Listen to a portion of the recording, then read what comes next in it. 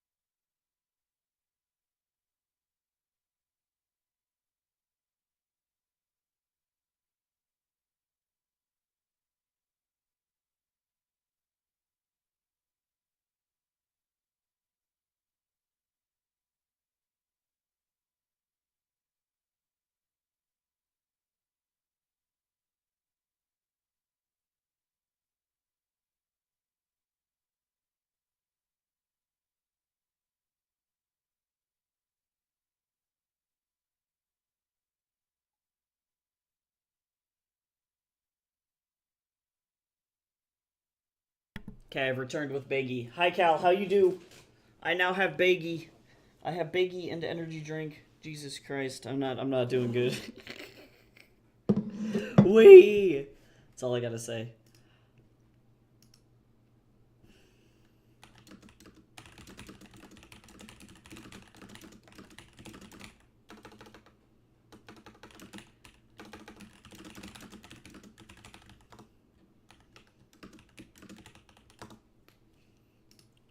Hi, Jibs. How you doing?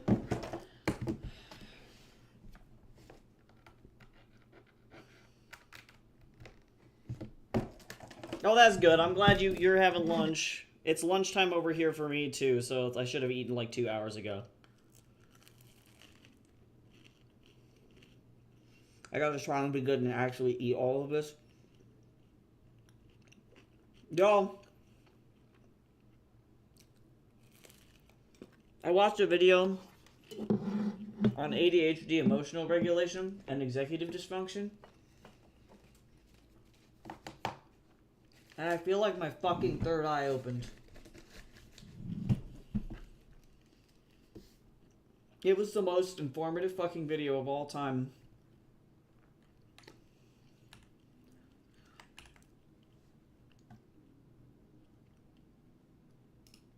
Oh, that's good though. That's good that you still have your laptop that you can use while your computer is gone. That's pretty decent.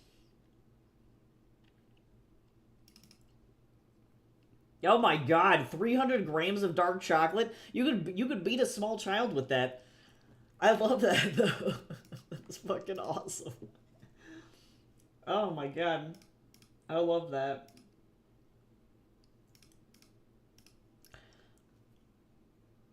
Yeah, I don't know. This video was just very, very well made.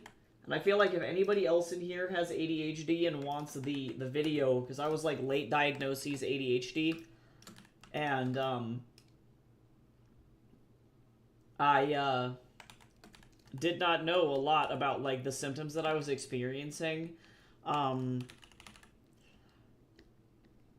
and I didn't understand what in the Sam hell was going on.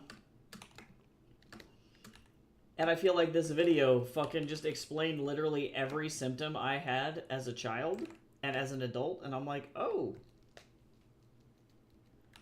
look at that. So that's kind of exciting if anybody wants to fucking see it. But the video was really cool, and the premise of it was mostly that she was going over how, like, a lot of people think that with, like, ADHD...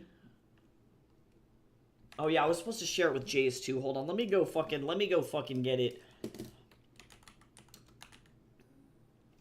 Neuroscience, this lady, she has these videos called Therapy in a Nutshell, and she, too, is a therapist with ADHD, so I found that particularly useful.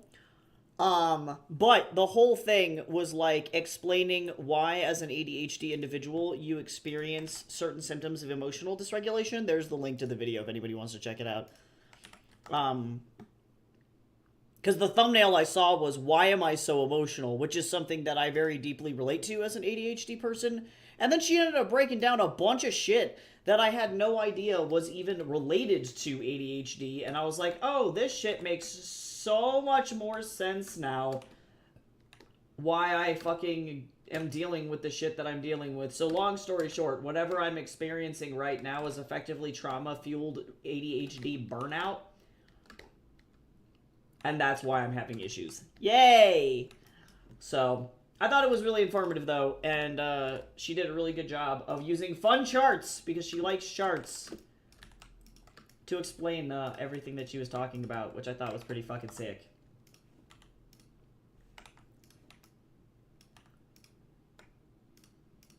God, he looks as tired as I fucking feel. I don't know what's going on with Wukong in this panel, but, like, Jesus Christ. Yeah, I've just been, like, discovering a lot about myself. And also, a bitch learned that actually the reason I probably had seizures was because of ADHD. I didn't think that that was a fucking thing that could happen, because a lot of the doctors, as I've been, like, dealing with my epilepsy, they're like, we don't understand, you have a completely normal brain, like, all of your EEGs show up normal, you don't have anything weird showing up in MRIs, which would indicate something like a brain tumor or brain scarring or things like that that's causing the epilepsy. And I fucking found out, I was looking at a list of, like, comorbid symptoms, because, like, Jace wants to specialize in, ADHD and autism therapy, right? Specifically for neurodivergent people. And we were looking up, like, because I was like, I know I flag on the RadStar for autism, but not enough that, like, it would be enough for me to be like, yes, I have autism with, like, full certainty, right? But we were looking up the symptoms, the comorbid symptoms between autism and ADHD, because we wanted to figure out, like, okay, well, which symptoms do I have that are definitely autism symptoms, and that's why I show up on the RadStar, right? And on that fucking list of comorbidity symptoms for ADHD, 2 to 5% of all people with fucking ADHD have epilepsy. And so there is a very large chance that I had my weird, like, 3 off seizures that just, like, were fucking random and had zero explanation simply because of ADHD. That's, like, a possibility.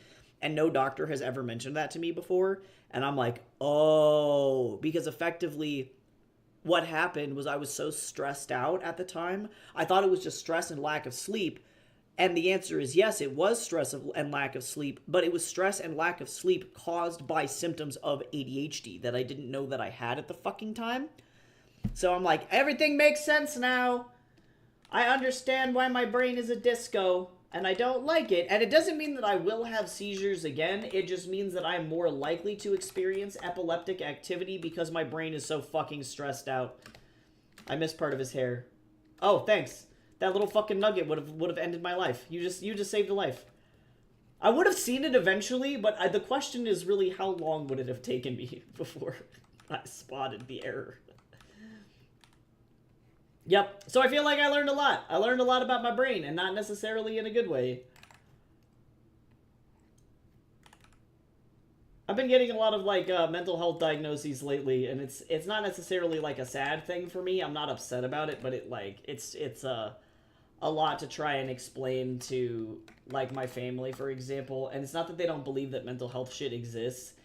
I think that they have like a hard time conceptualizing that somebody who is relatively functional and successful is like neurodivergent, if that makes sense. You know what I'm saying? They're like, oh well, you're so together, like how can you possibly have neurodivergency because you're so successful and you're so well regulated. And like I don't know how to tell people that on the back end I'm not, right? I wouldn't be eating my first meal of the day at noon if I was well regulated. I wouldn't forget to eat for 8 to 10 hours at a time if I was well regulated. You know, I wouldn't have like issues sleeping or seizures if I was well regulated. You know what I'm saying?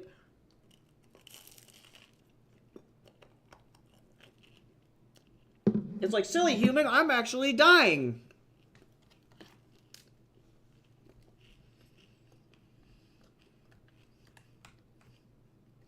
Joke's on you, you fools.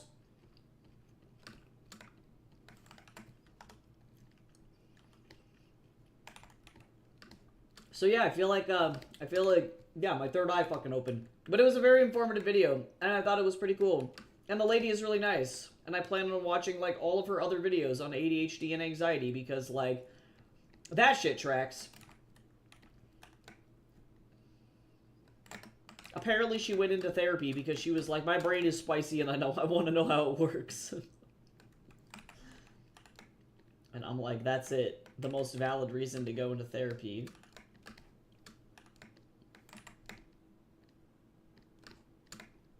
Not, I want to help other people deal with their problems. Just rabid screaming, why is my brain spicy? I don't know why that little fucking fuzzy part just will not function. I don't understand. That's okay though. I'll fix it in a second. I don't know what's going on. And it filled anyway. I don't fucking know. I don't know.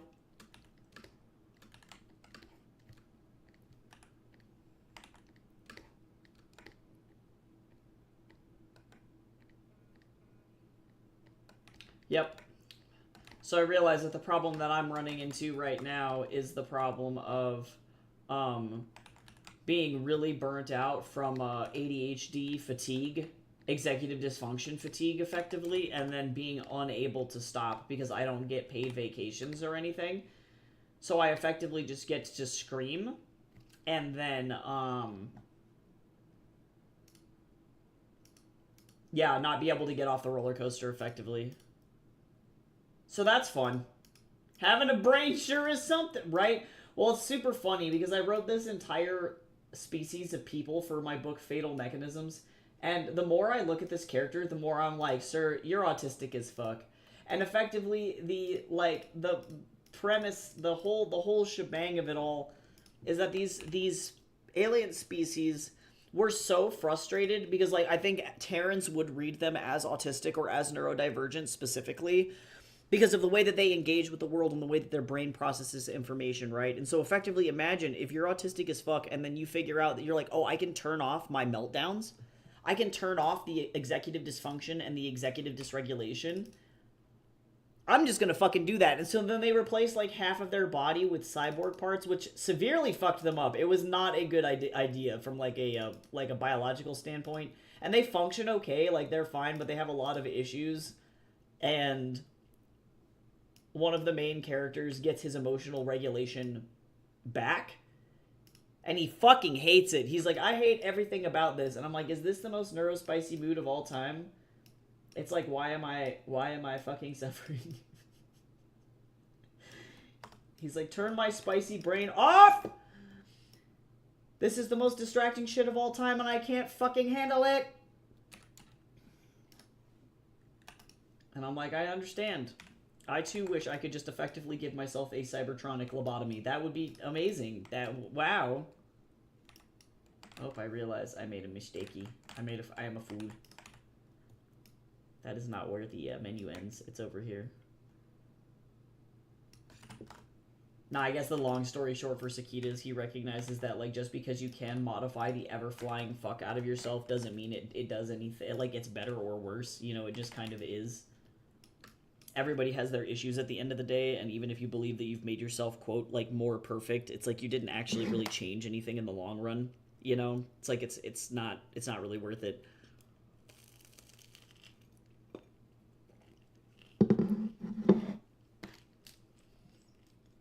I was like, was it my intention to make the aliens neurodivergent as shit? No. Is that what happened? Yes. Cue that one, like, I am an alien song from TikTok. Screaming in the background.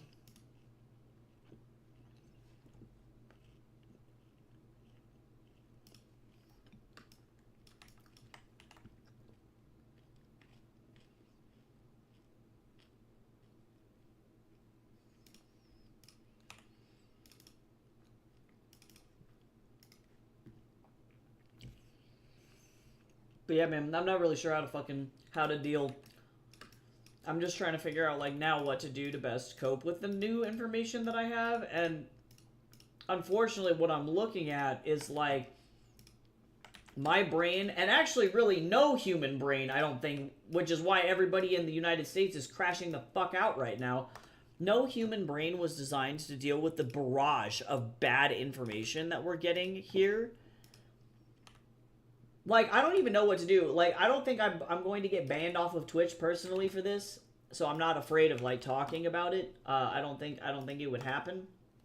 But, like, because I know that they made rules about talking about politics or whatever, where unless your stream is labeled as a politics-based stream, you're not supposed to really be talking about it. But I think that they mostly mean in the sense of, like, political debate, right? Like, people were going into the Just Chatting channel and having, like, really fucking heated, like, trans people don't deserve rights debates. And,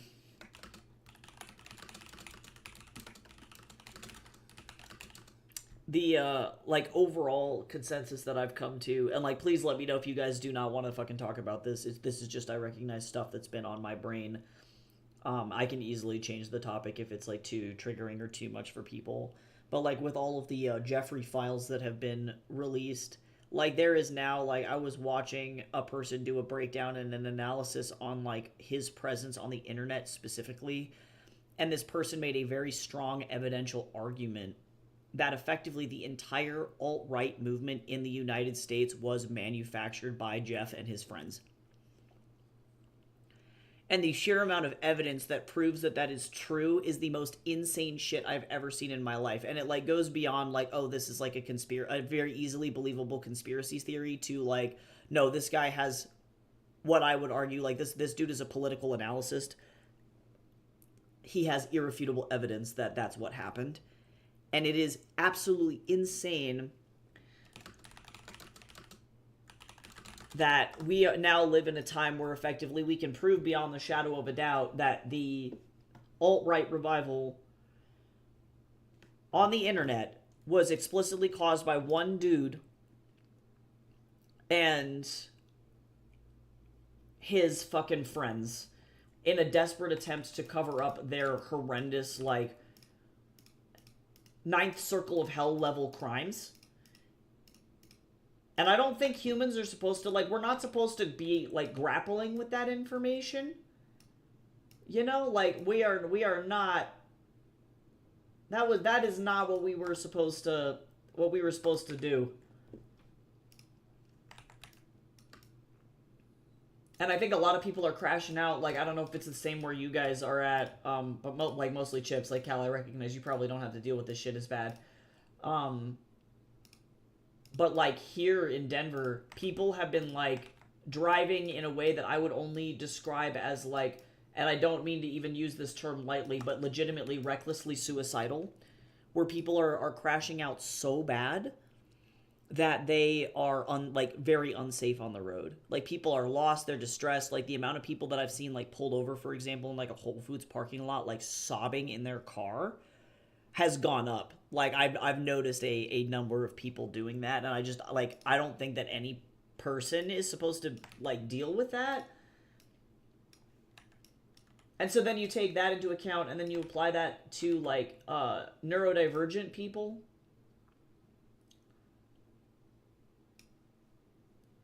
And it's like, if like neurotypicals' brains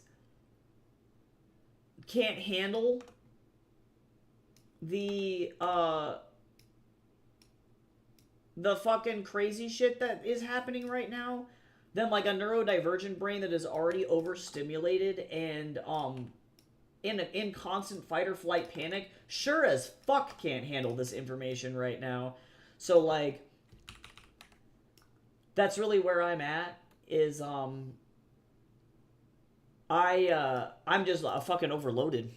Yeah, and so like I'm not really sure what to do because I can't get the stuff outside to stop. Like nothing is gonna stop this fucking steam engine that is now rolling down the hill at like Mach fucking speed, which is actually probably for the best because it's about like if these fucks were doing this for literally like, you know, 40 years, 30, 40 years, like obviously it needs to stop. So like the fact that things are happening is a good thing, but also it's like I don't want to fucking deal with it. And I don't know if I have the mental, like, wherewithal to deal with it. So I'm like, wee! As, like, the train is just being pushed down the fucking, the tracks. And I'm like, I'm in danger! Like, where's that one kid from The Simpsons? Like, haha. So, that's just kind of where I'm at. And it's been really difficult for me to regulate. And then watching that video, I was like, oh, this is why. Ew, this is why my brain is not fucking doing well and I'm having like a really difficult time. I fucking understand.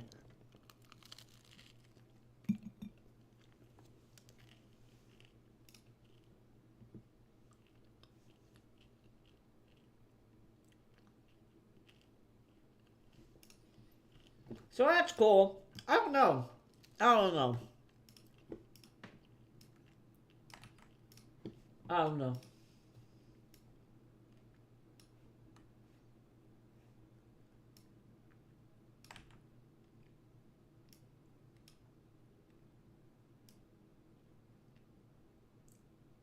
Oh, this is quite the large Bublé, as it is said, the Michael Bublé, you know.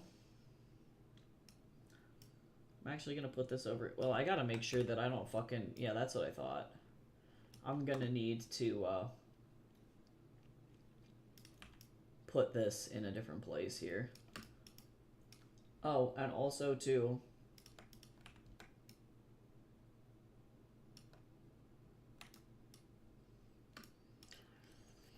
Hey Ava, alive. That's what I'm going to say. I'm alive. I am alive. Mother, I tell you, I want to hold you. I want to run in a stream. That's all I have to say. I'm in danger. Yeah, there's the kid. I'm in danger. Yeah. That's me. 1000%. I'm like, I'm on this bus and I don't want to be on it no more. Dace is also definitely alive. That's gonna be the phrase that I use. We are alive. So not in any physical danger, although that is actually debatable. You know, because like people, I don't think people understand like how deeply this can affect certain people. Like poor Jace, you know, his fibromyalgia and other symptoms. Like fibromyalgia is caused by, in some cases, like emotional or psychological trauma, you know, and so every time he gets re-triggered, like he physically can't move. Like it's so painful that he like can't move, you know. So it's like it goes beyond even like us being just affected, you know, emotionally, because the emotional stress is already enough, but like when your emotions are so deliberately and directly tied to biological processes, I understand why the Zomaranians effectively biochip lobotomize themselves. I do get it. I understand. I share the sentiment. Sometimes I'm like, please turn my brain into a computer so I can fucking shut these goddamn functions off, because this is actually, like, not helpful.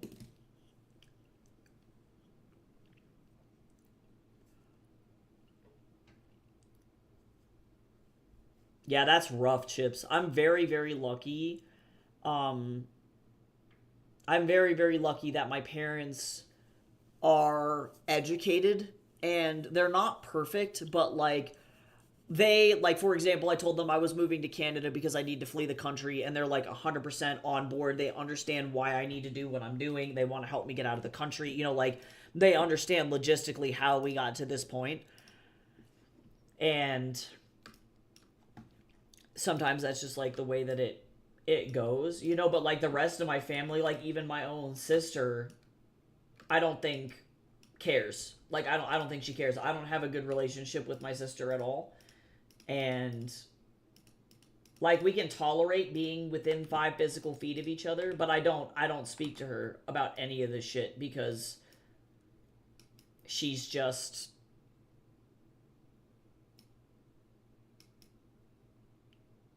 I don't know. You know, it's just one of those things where it's like it's hard. It's never easy having somebody that you thought that you could like potentially trust and then they're like, "Actually, turns out I'm a surprise bigot."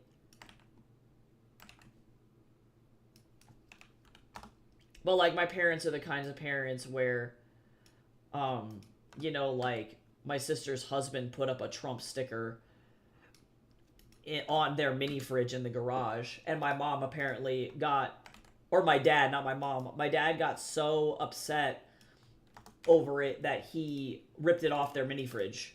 Like they're two fully grown ass adults, but he was like, "No, I'm not fucking looking at that in my house," you know. So I'm very lucky that my dad looks at that guy and goes, "No, that person is trying to kill one of my kids, and I'm not gonna fucking tolerate that shit," you know. And I recognize that, like, yeah, it's that is not always the case.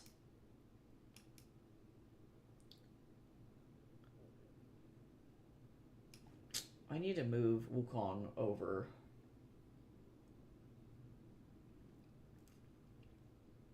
This is not going to work out. We just kind of drag this son of a bitch this direction.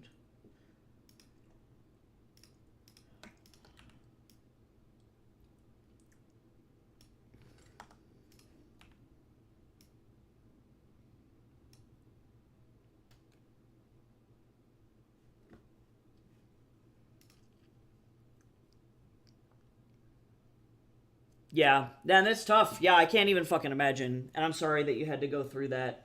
It's, yeah, I recognize in the grand scheme of things, I am so fucking lucky. Like, because I know that there are thousands of us, of other people like us that are in the same situation that you're in, where it's like, I'm fucking all on my own. You know, it's like, that's what we get to deal with. Like, I was even driving down, the highway the other day, and then I see this kid on the side of the road, and they had a sign that said 17 and homeless, LGBTQ, please help. And I'm like, yeah, there's another one. You know what I mean? Like, it's.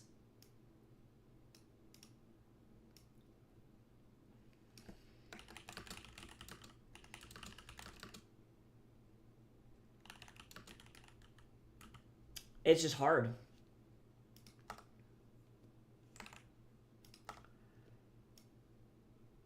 And so I see that and I'm like, yeah, that could have been me, you know? And I'm very thankful that it's not. But, like, people, yeah, people don't recognize it's like any one wrong move, right?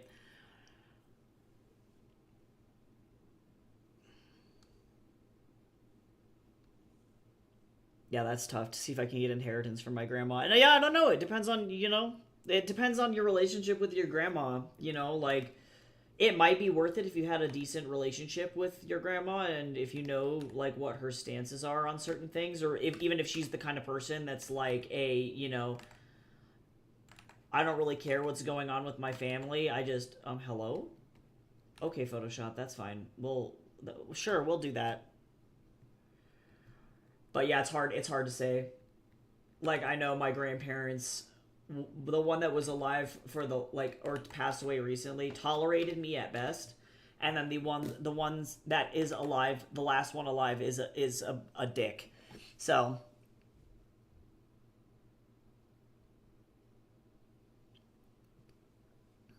yeah, big mood. Yeah, it's that's fucking rough.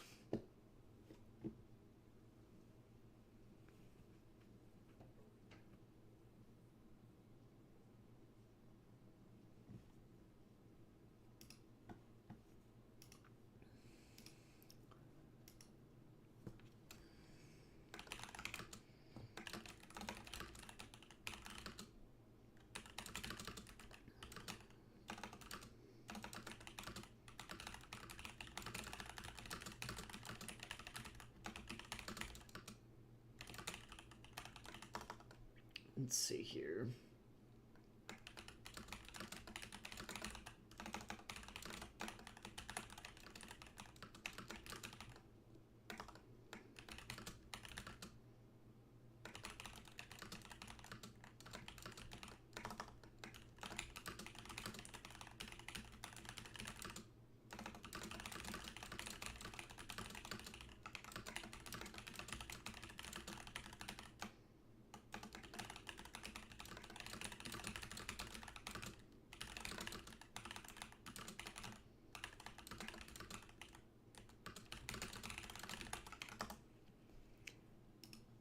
Yeah, I wish we just didn't even have to, like, think about the shit. You know, like, we don't...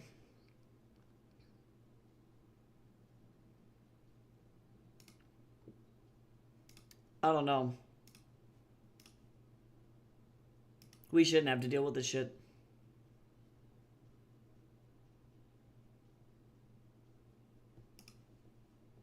But yeah, I would say if your relationship with your grandma isn't good, don't fucking worry about it. You know what I'm saying? It's one of those situations I can say as somebody who has cut off, like, I would argue 95% of my whole fucking family. Like, I have my parents, and that is all. Those are the only two people left. Um, that's it. But it's not fucking worth it. My dad asked me that recently, where he was like, if you could have a conversation with your grandpa while he's still alive, would was that be a relationship that you want to try and rekindle? And I was like, nope, absolutely the fuck not. Bitch called me a slur for like 4 years straight. Like, there's nothing, like there's nothing.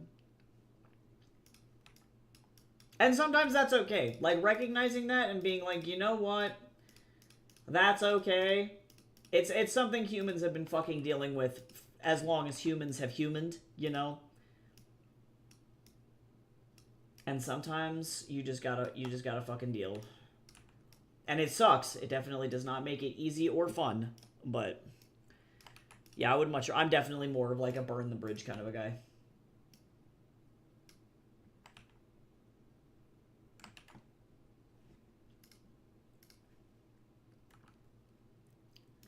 Because you can make money elsewhere. You know what I mean? Money is just money. Unless it's like, the question that I would ask myself is like, is it a lot of money? But even in my particular instance, like, I recognize my grandpa is sitting on like fucking probably close to $250,000.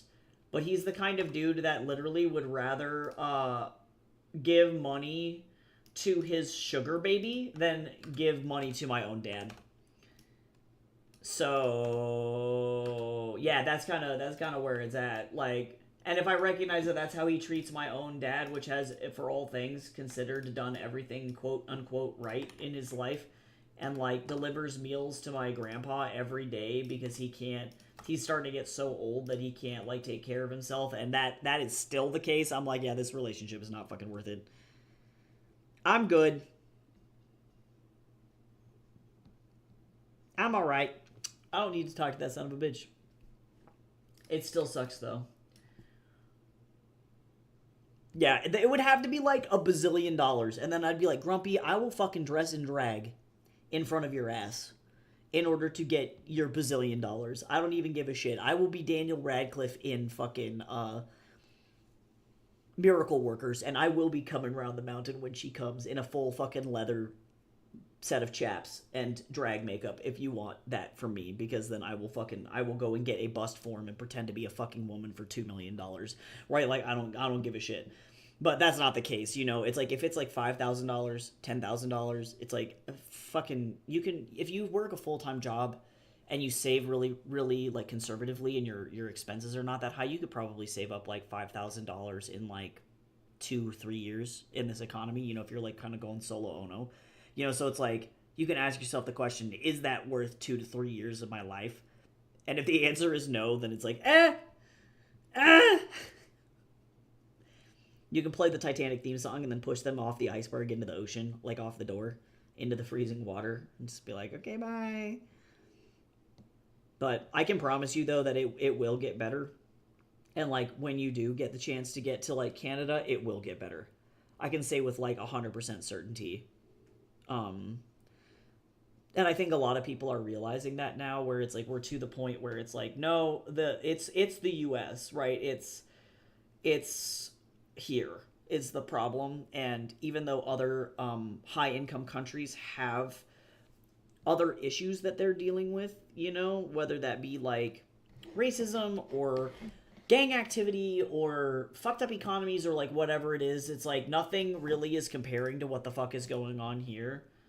Um, and knowing that that's the case, it's like, okay, we can logistically and empirically say, yes, it will get better as soon as we get the fuck out. And, you know, all we can do is just kind of keep our eyes forward. And even I can tell you, too, as somebody who lives in a relatively nice, like, state in the U.S., the difference for you moving from Oregon, or from Texas to Oregon, is going to be fucking insane. You're probably going to feel like you've been electrically shocked. Like, it'll be good. It'll be, you know, it'll be nice, I hope. And it won't make it necessarily 100% better, but, like, yeah, I think it'll be better. I think you'll do good. You'll at least get to slightly upgrade from Hellscape to Hellscape Lite, and that's really what matters.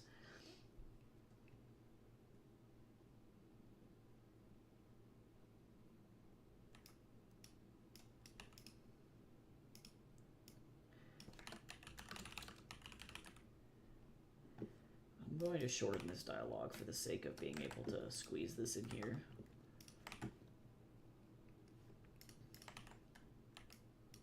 Hello? Okay, Photoshop. Photoshop was like, Control T? I don't know that command. Would you like me to select a random fucking font? No? That is not at all what I fucking clicked, but that's cool. Yeah. So I don't know. That's what I'm trying to fucking work out, is it's like, how do I regulate and do what I need to do as a human? Because as of right now, I am surviving, you know? Like, survival is good, but I'm also not really, like, able to maintain my regular day-to-day life. You know, like, things in my apartment are dirtier than I'd like them to be. I don't really eat super regularly, you know, like those kinds of things where it's like, okay, I really would like to be able to get a better handle on what's going on so that I'm not, like, drowning 24/7, you know? And that's where that gets hard. Also, thank you for that 10 stream streak. I appreciate you, Ava.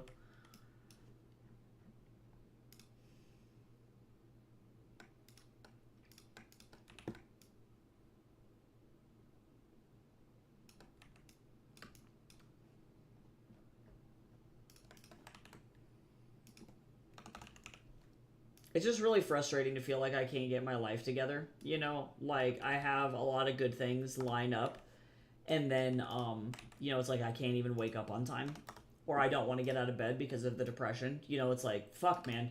There's a lot of, this was what was so fucking impactful from that video that I was watching, and she was talking about this shit, and I've experienced it my whole life, and I didn't know what it was, but it's called emotional dysfunction dysphoria.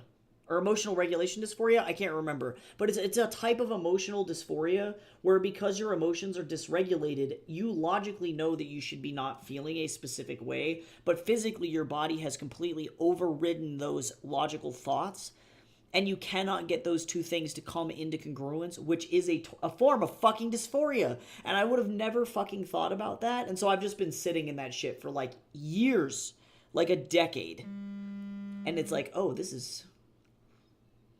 I know what it is now, but, like, does that make it any better?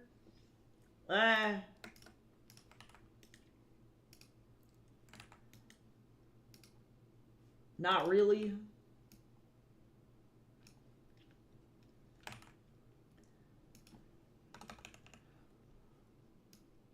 So I'm like, I'm glad that it explains kind of what's going on, but the only real way to help, like, like deal with that is to regulate.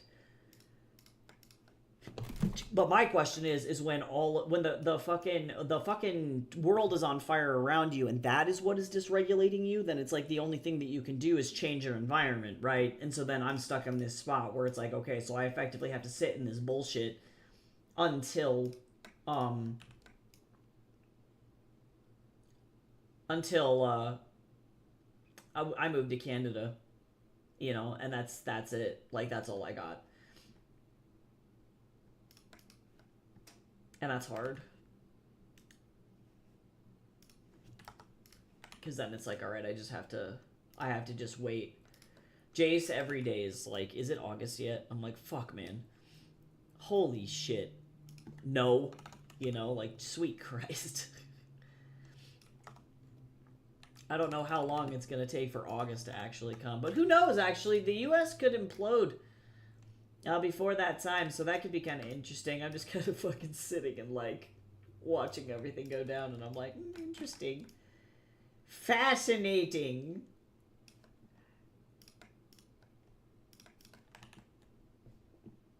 What a time to be alive.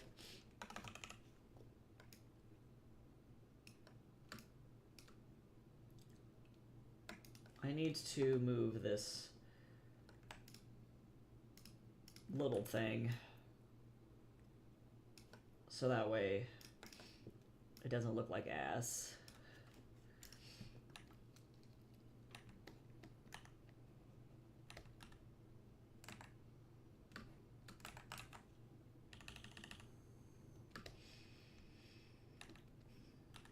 Yeah, I don't know. I wish people would understand more clearly, like, what it is to, like, live in this experience. You know, like, it was really difficult for my mom to understand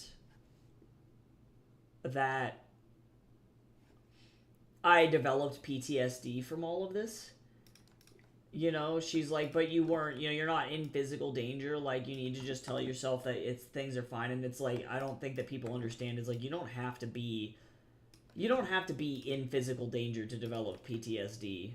Like, if the threat is real enough and big enough that you are fearing for your life 24/7, like, technically nothing has ever happened to me.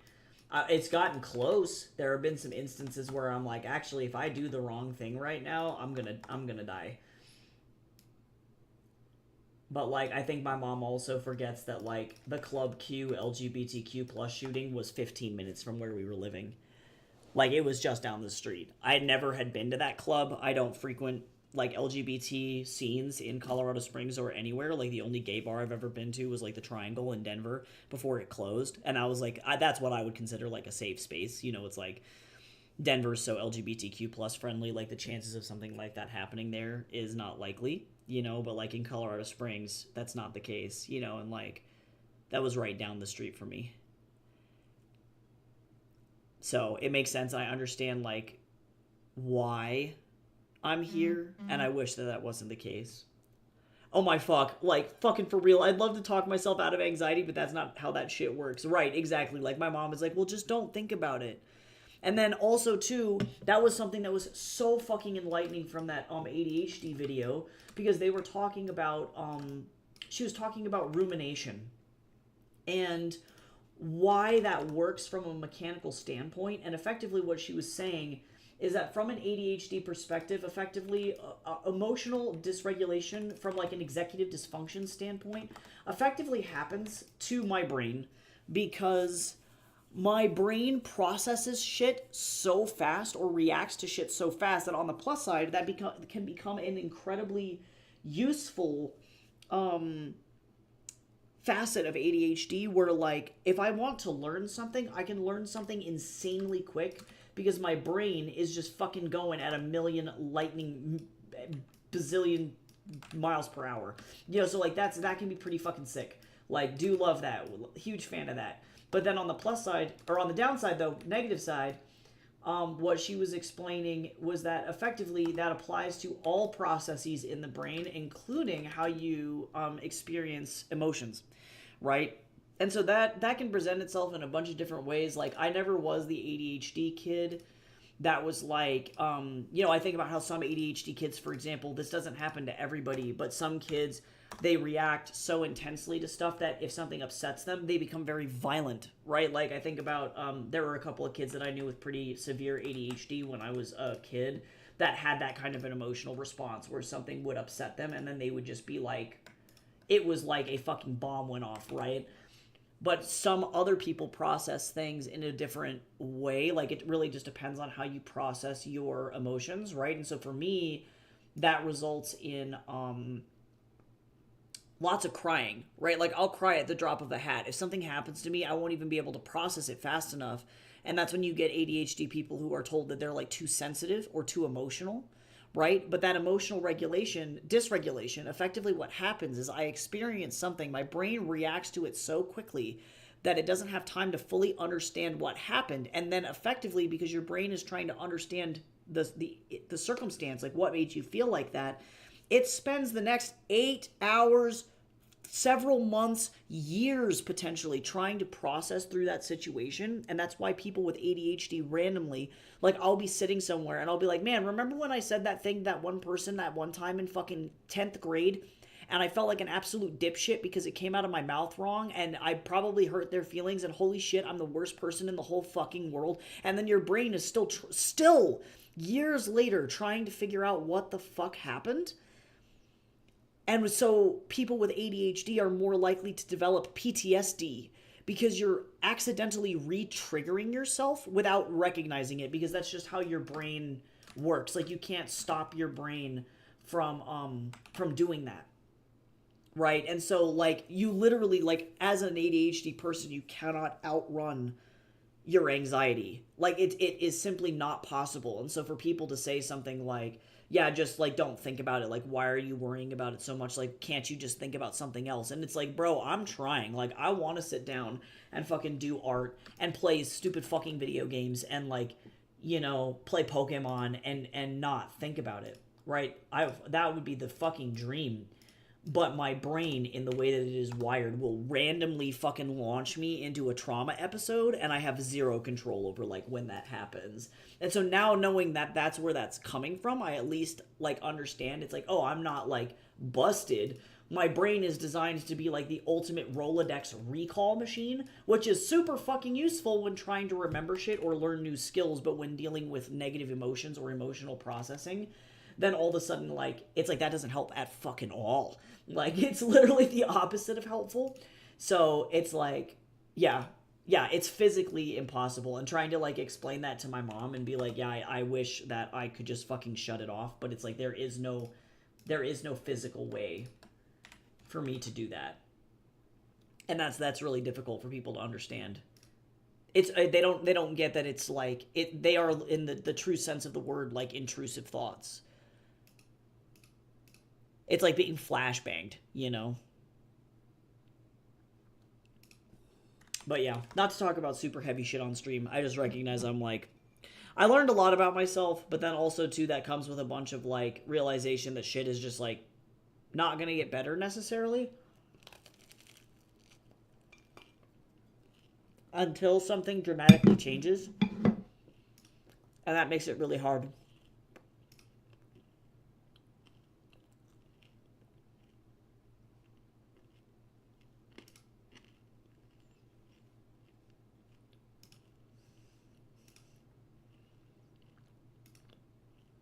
Also, we got a self-care combo. I am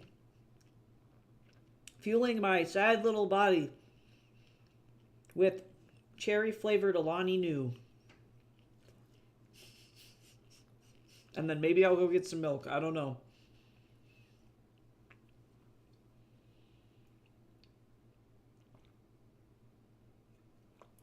It tastes like sugar, and that's what matters. Alright, let me play out this next fucking page.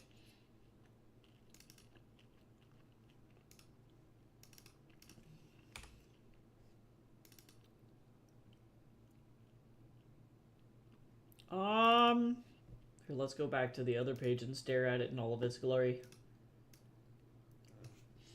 I love how Yin is like, you've come back, and it's like, bro, you knew that they had no choice. Okay. It's fucking rude. They're like, I love backing my victims into a corner. Okay, hold on. I'm gonna take a second to fucking, like, feed my Snorlax. If you haven't had a fucking snack yet or any kind of food, please do. Please consume some food. Feed yourself some little snackies. A little treaty treat. Something to make you feel a little bit better.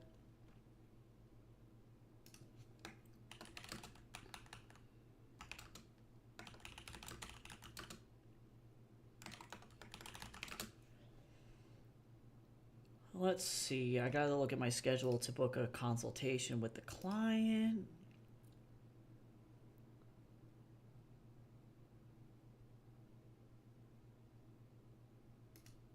Yeah, sure.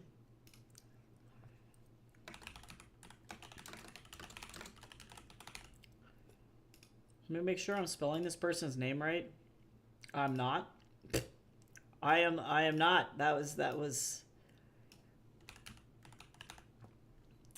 weren't it.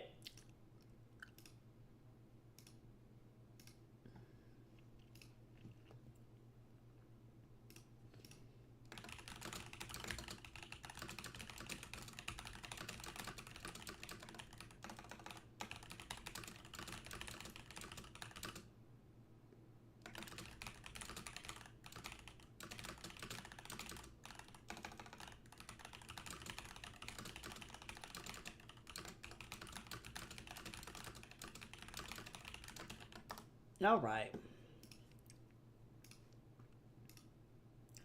What? What?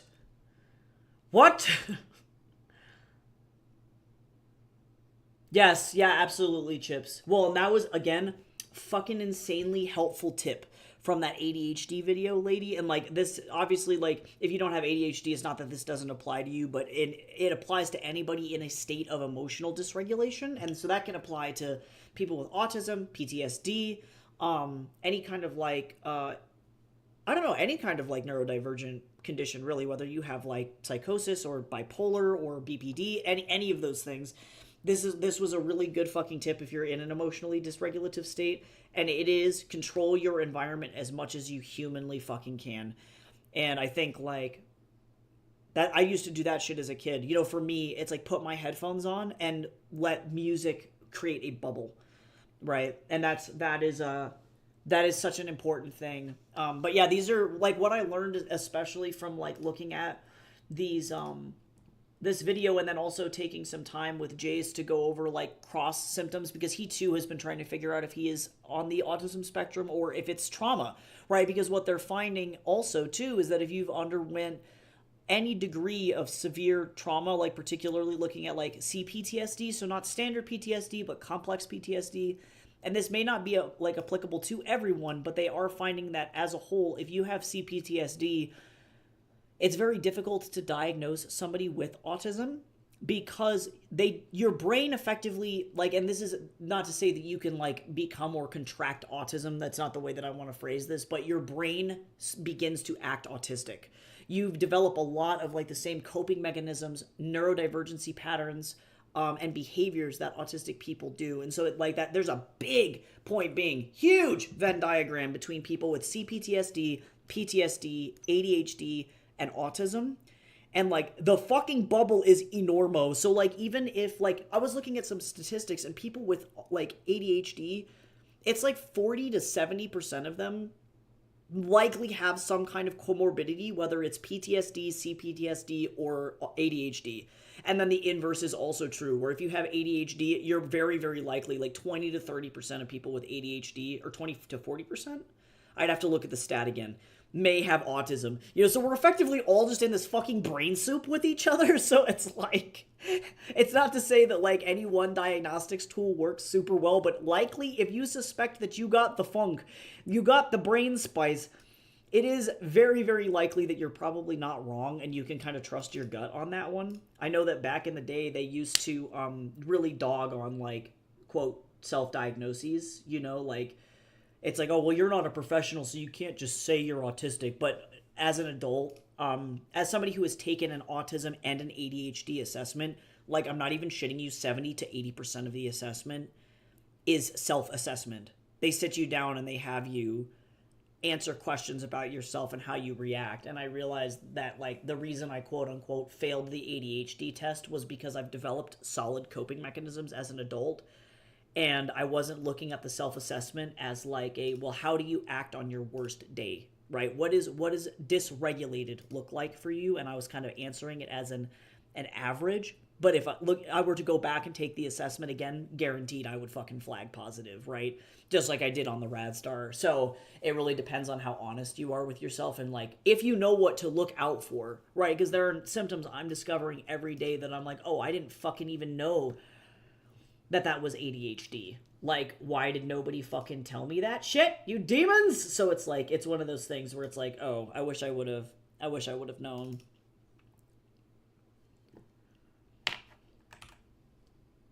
But even if you are not neurodivergent and you're dealing with these things, one of the best things to know is that, like, even if you're neurotypical and facing these issues, the same techniques and tools that apply to neurodivergent people to help fix or regulate or cope with these things can be used for pretty much everybody. So it's a nice set of skills to know and to learn. And it doesn't fix it necessarily, but it sure as hell can stop some really weird shit from happening, you know? At least make it more manageable to some degree. There is some kind of fucked up soup in my brain, bacon fat. Are we all just loaded potato soup? I posit this question, and I think the answer might be yes. I think scientists are wrong the whole time. I think we are just all sentient baked potato soup. I fucking knew it.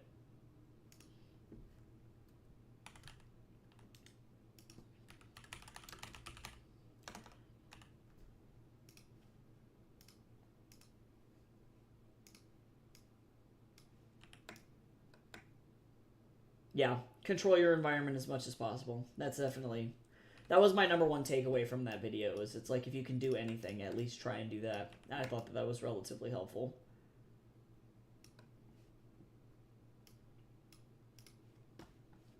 And furthermore, don't let anybody shame you for fucking taking the time to step back, right? It's like, that just means that you have better emotional regulation than the next person, right? Like, I learned that from my dad. I was very lucky to have a dad who has some of the best emotional regulation skills I've ever seen, and there's a huge chance that he also is on the, like, ADHD spectrum as well. And we've been having a lot of conversations about it because I am, as he says, an apple child, and I'm like, bro, I had to get the tism from somewhere, and it's probably him. But, like, I know that when he and my mom would fight, and, like, I'm also, again, very lucky that my parents, when they fought, they wouldn't, like, do weird shit. But when they'd get into, like, when my mom would get very emotionally escalated, he would just walk away. He'd go outside, he'd, like, take a walk, and that was his version of controlling his environment, right? It's like he recognized that it's not going to make the situation better to stay in it. And there was never any shame in that. It never was like, well, you're ignoring me, or like, you're making it worse. It was like, hold on, I'm just going to push the fucking pause button and back the fuck up. And I think that that's a really valuable skill. Hey, Gabriel, how's it going? How you doing? I hope you're having a good day. We're talking about neurodivergency and living in the American hellscape. I just want to go to fucking Canada so that I can go get crab hot lao and not worry about it anymore.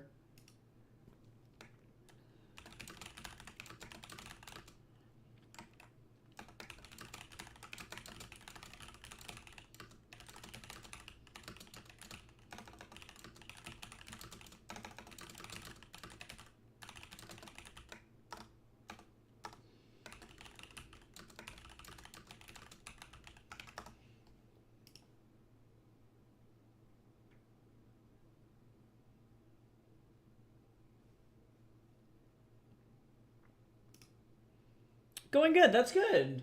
Okay, let me drag this over here so that way I can censor it.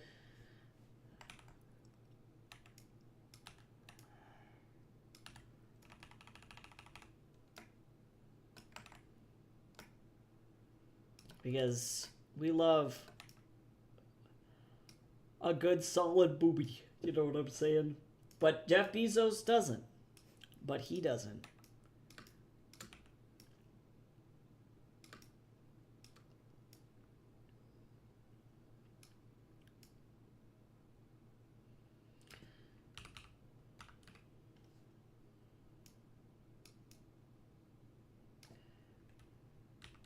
You know, I don't really like...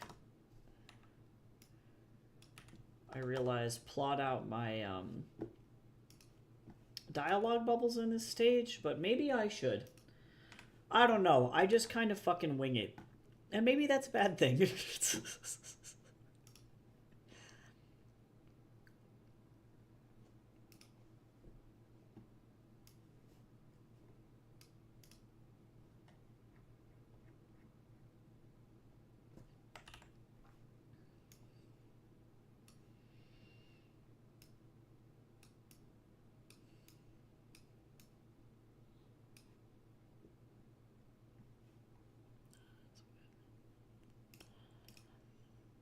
If anything is going to get me through this, it's the fucking Nathan Lamb playlist in a dream.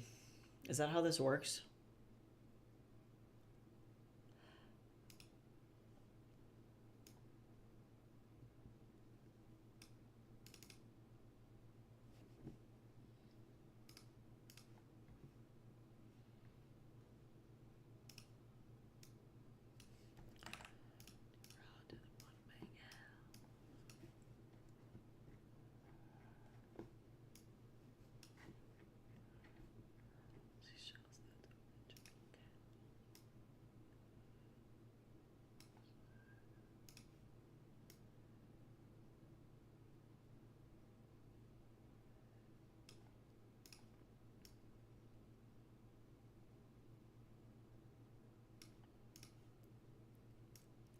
Let me fix these hands so that way things are not stupid looking.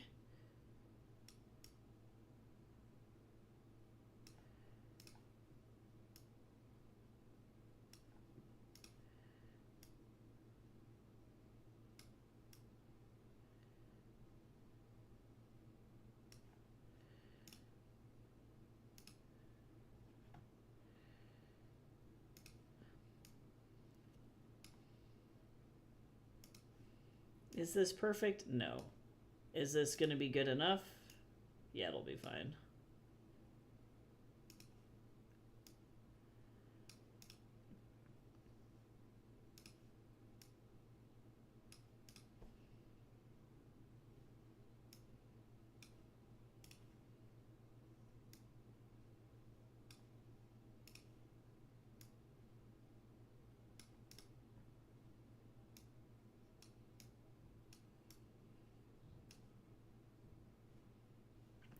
What is she saying? Oh, nice! I got into playing D&D. That's fucking sweet. What do you play? What kind of character do you have? That's amazing.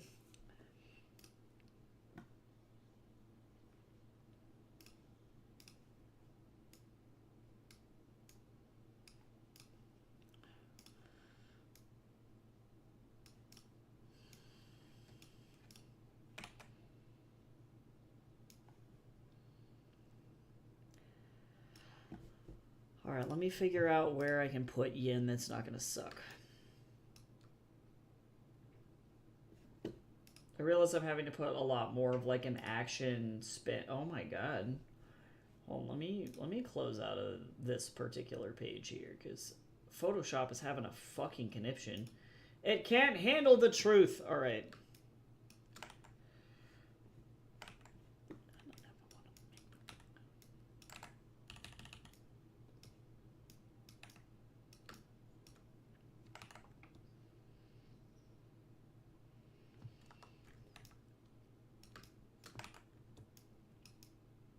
I'm gonna be doing a lot of like not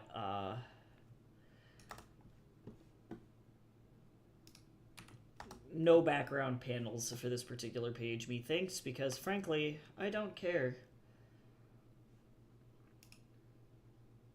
Get out of here, bot! Nobody fucking likes you.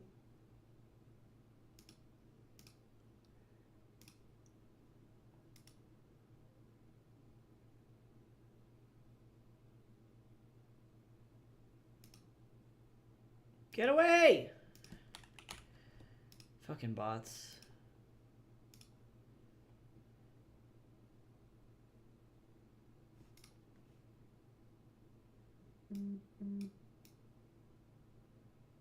Yeah, I like to show off the commissions for people that I do in stream, and I pick like my favorite ones. I really like loved working on your characters, so I like to showcase the ones that like I had a lot of fun on, so that people get good examples of what their commissions could look like and stuff. Oh, nice! I turned Brendan Kidd into a changeling. That's sick. I love it. I have a person playing a changeling in my current D&D campaign. I'm the DM. I am a perpetual DM.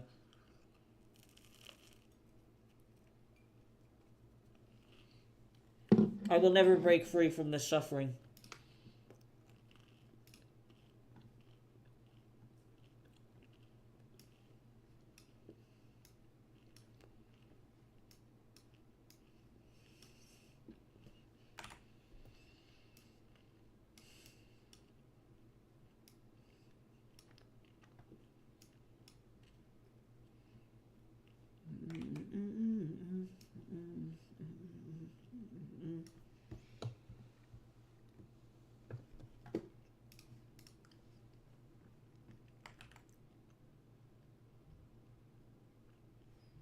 No, you don't live over there.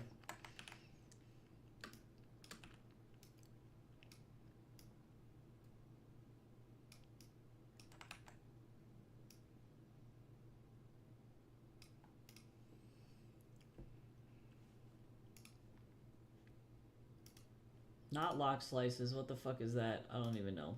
View. Guides. Log guides.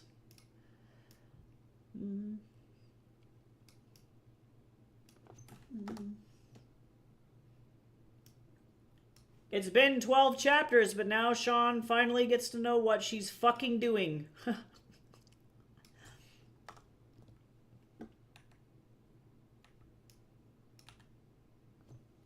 She's doing it. She's making it happen.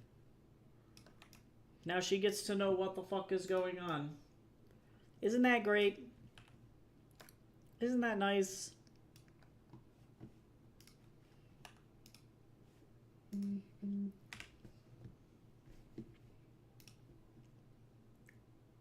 Ah, sorcerer. Nice, nice. That's cool, though. Sorcerers are fun.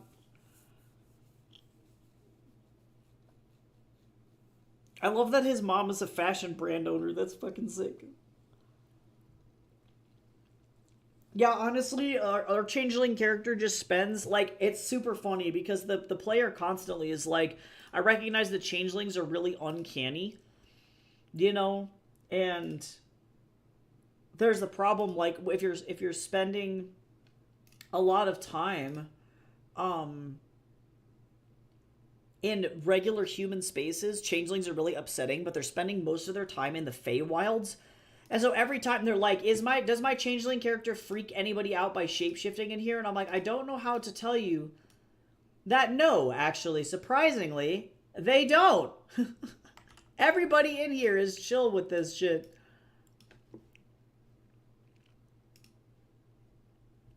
Little did you know, but everybody is actually cool in here.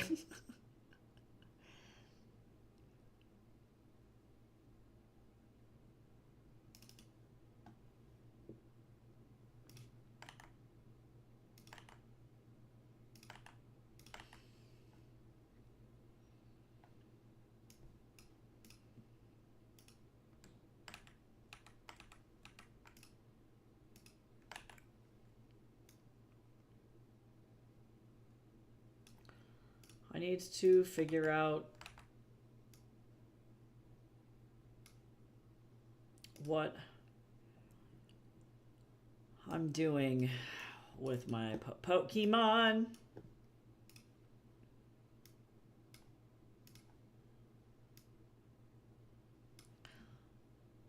Actually,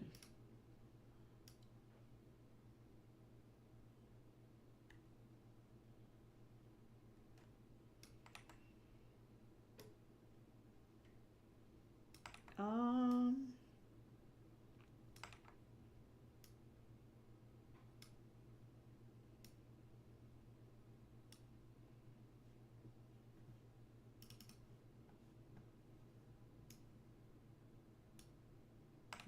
Actually, just kidding. Let me move Mocha around.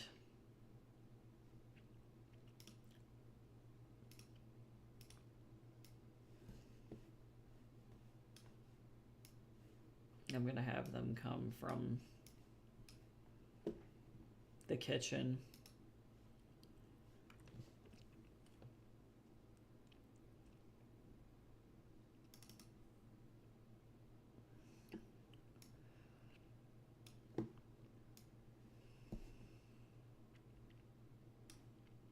Let me bend this really quick.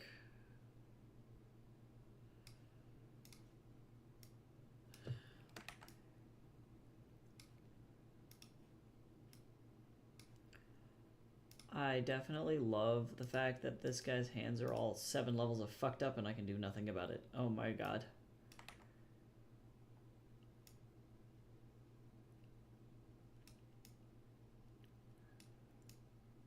We're okay. Everything is fine.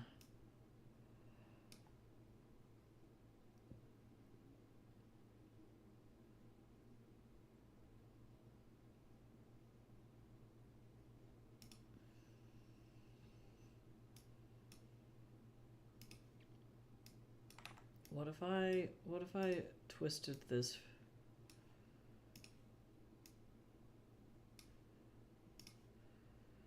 I don't know what I'm doing.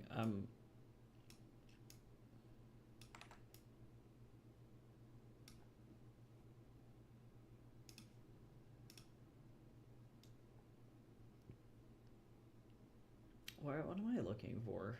Sorry, I am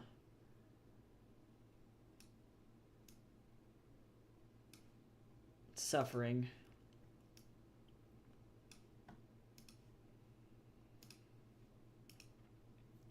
How are your comics coming along? They are doing good. Sorry, I'm stuck over in Daz 3D hell. They're doing good. We're starting on page 260 today, which is amazing. So 260 pages feels like a lot. I finally reached monetization over on Tapas, which is really exciting.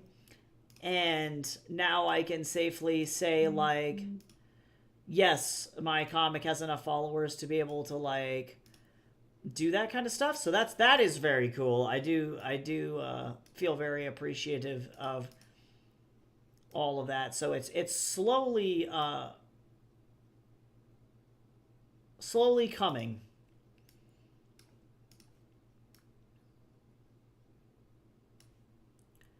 Slowly but surely.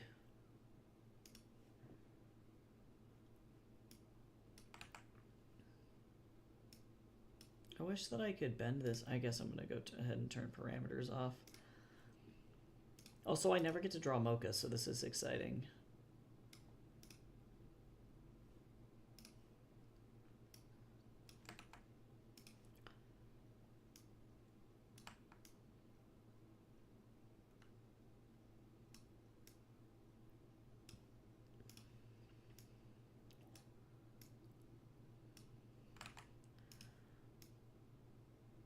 Trying to have them have like an overall, like, I don't know.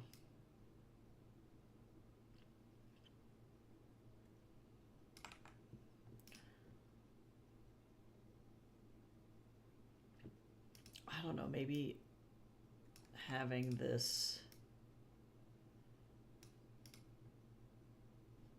Okay, this model's gonna look super fucked up, but I promise when it ends up on the page, it's gonna be better. Oh yeah, share what you like. Oh! Whoa, wait! I have the same turtle! Hold on!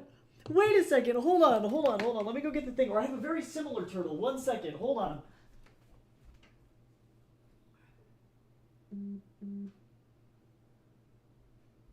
Bro! That's crazy. Hold on. Look at this little guy. Hold on. I have this man. Look at him. Look at this little guy. I don't remember where he came from, but I somehow have him in my house. And I don't know who he is. Oh, your grandma got yours from Mexico. Yeah, I think I picked mine up at a Mexican like Alebrije art exhibit at the Denver Botanical Gardens, I think. So this little dude is Mexican for sure, but I don't remember exactly where I got him. But yeah, he's a little funky. Hold on, let me go put him back. Let me go put him back into his little house. But I love how we have matching fucking turtles. That's so awesome.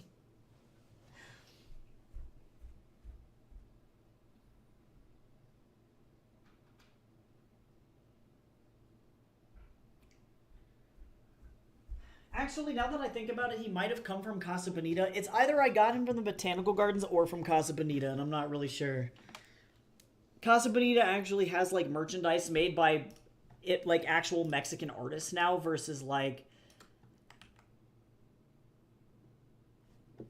I don't know, weird gimmicky shit. So it could have very well come from Casa Bonita. One of life's greatest mysteries, though.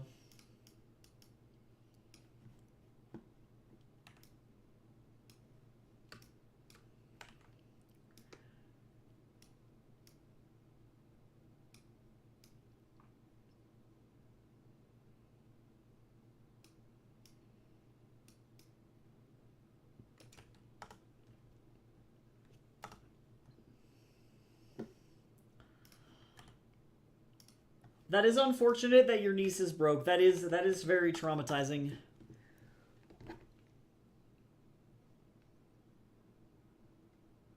Low key sad for the turtle.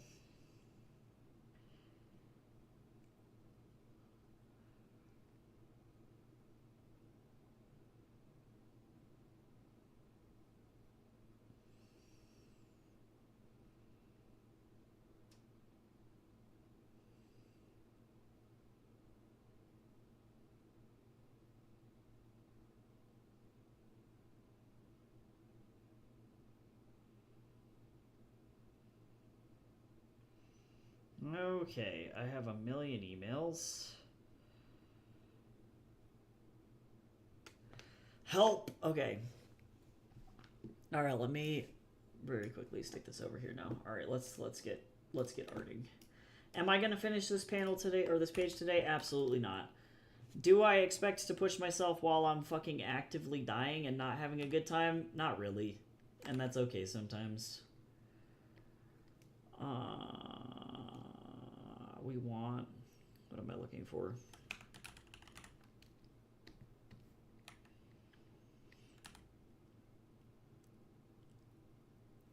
I actually have not seen effectively any of Ace Attorney or played any of the games. I respect it though. It's fun and funky, and it's kind of silly. And I dig that. What is the dialogue here?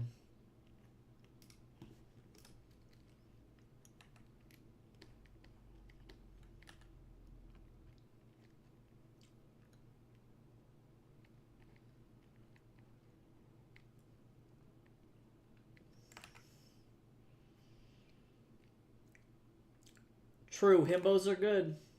Himbos are good.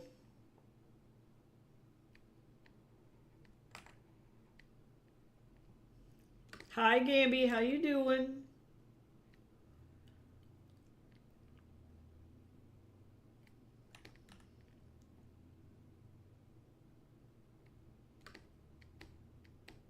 Let me flip this so that I can actually do this work.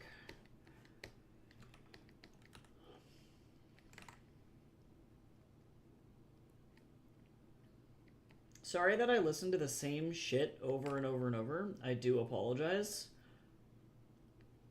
I recognize that too is part of the HD special that I now recognize that I my brain is like, exactly 4 tracks are going to bring you comfort.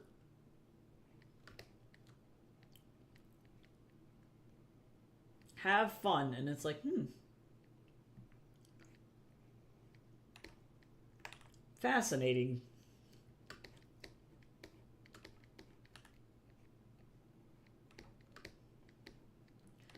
I'm going to move this eyeball. I do not like it, Sam I am. I do not like green eggs and ham.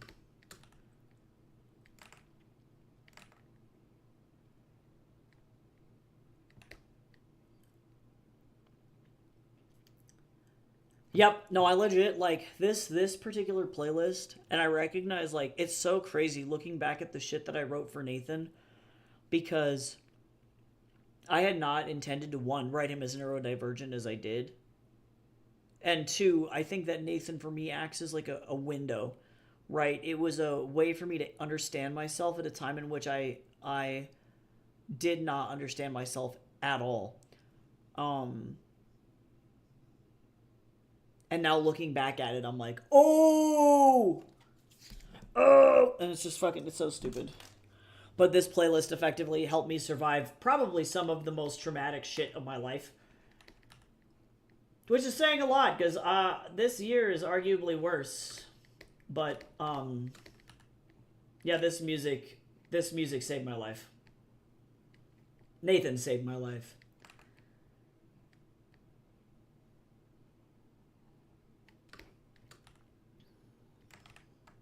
I am...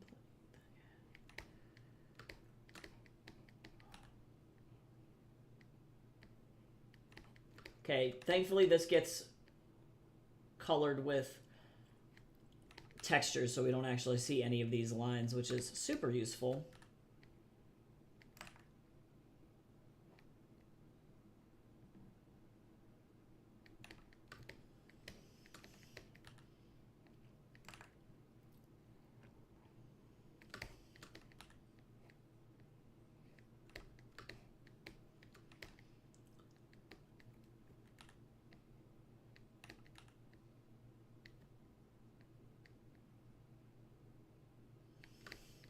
Sometimes I love the fucking mouths. I love going rogue with mouths. This is a good mouth.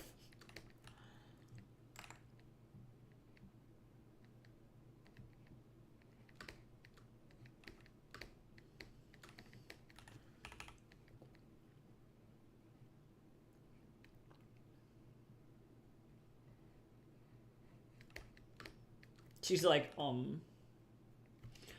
commissions. If you want to check out commissions, you can check this out there. Those are all of my commission prices currently. Although, if you are looking to get something, I currently don't have any availability until May because my publishing business is doing surprisingly well.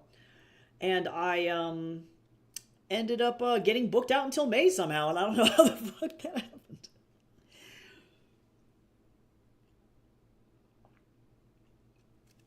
It is crazy. I realized, like, the other day, I was like, where are my mouths coming from? And Avatar: The Last Airbender's art style was a huge influence. But I realize also, especially with the way that I draw, like, Sean's mouth, I think about, oh god, what was her friend? What was her friend's name? Dejanay, yeah. Yeah, Dejanay. I think about her specifically, but like her mouth shape and like the way that I draw lips as well. I love Dejanay. She's so cute. But yeah, a lot of influence, I would say, I realized from the Proud Family as well. Dejanay rocks. She's annoying as fuck, but I love her. I love her character. Hey, congrats. I know, right? It's like, okay, so it's like simultaneously I'm like, woo, but then also I'm like, I'm dying. It's a lot of like editing and book design projects, which is good because that's what I went to school for. So I'm like, hooray, I'm actually like doing stuff that I am supposed to. But yes, May is the next date. My wait list is currently open, but I definitely cannot do anything until that time.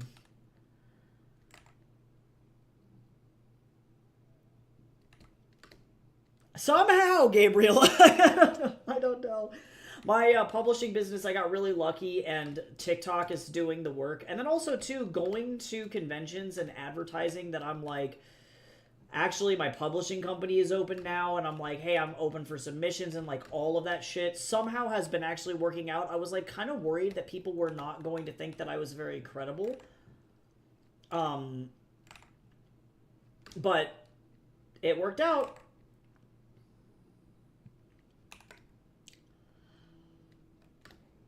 Oh my god, mug cakes! But that sounds so good. I wish I liked cake more. Me and cake have a weird relationship. But I would probably do that with brownie mix, though. I gotta watch out. That is a dangerous hack. I will fucking do that. I'll have to look up a recipe for, like, mug brownies from, like, box mix and figure out how much brownie goes into a singular mug brownie.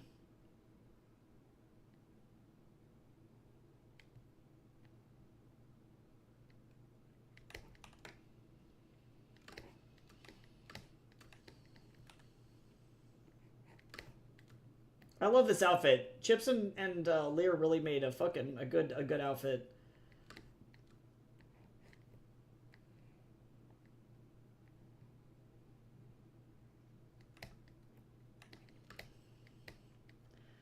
Oh, carrot muffin mix. Okay, but that sounds dope though. Mmm. Carrot cake is so good though.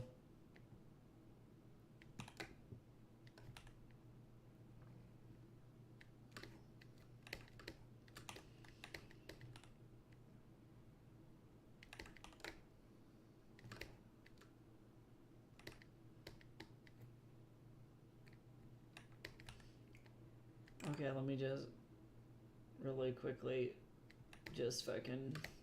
She's now got a magic bolo tie, guys. Oh mane padme hum, bitch. That's like one of my favorite fucking lines from this entire comic is definitely, yeah, oh mane padme hum, bitch. That's it. So funny, though. People are gonna read this and be like, this is the most aggressive Buddhism I've ever seen in my whole fucking life. Oh, nice, Gabriel. Yeah, The Picture of Dorian Gray is one of my favorite books. That's why I picked the middle name that I did. I named myself after Oscar Wilde, gay icon. I love and respect that man a lot. He's a really big inspiration for me. I don't want to study and get smarter.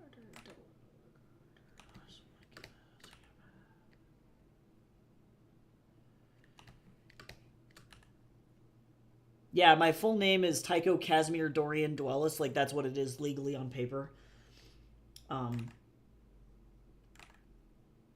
But I was going to originally, if or I had been assigned male at birth, my dad was going to have named me Casimir Jack. That would have been my full fucking name, which I'm very bitter about because that would have been fucking sick. So when I changed my name after I transitioned, I picked Tycho for religious reasons, and then middle name Casimir to honor my parents, and then Dorian after Oscar Wilde. But also, too, my middle initials spell my original the initials for my birth name as well. So there was a lot of thought that went into it.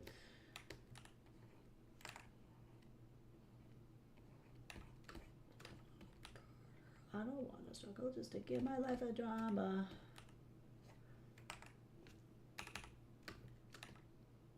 Oh no, I would have been Dad Jr. Oh no! That's okay, now you have the choice.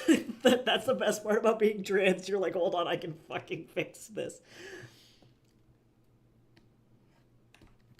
You're like, I don't have to suffer. Hold on.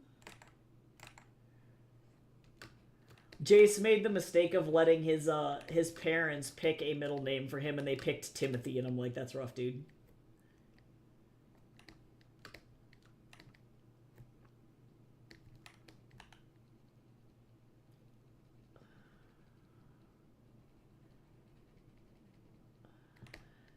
I'm like, Timothy sure is a choice.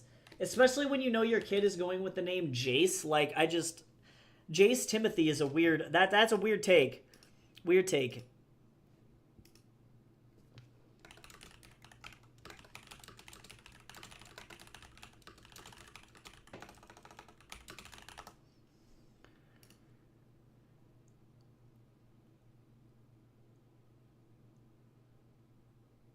Oh, that's kind of cool though. I have my dad's first and middle name as my middle names. That's neat. Yeah, a lot of places do that.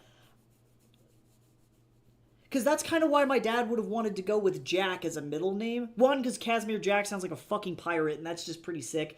But secondly, his middle name is James, and Jack is a nickname for James. So I picked three very generic man names. So, like sometimes, look, anything is better than fucking J.K. Rowling's Guy Gaiman or whatever the fuck she named that one trans guy from fucking Harry Potter Legacy. I'm gonna think about that for forever.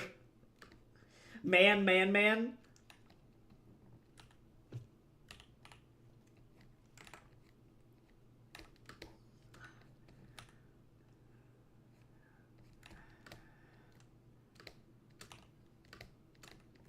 Okay, I gotta fix this entire situation here because this arm got eaten.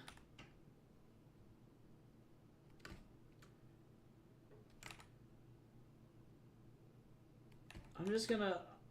Ooh, and actually, whoa. Whoa there, Rambo.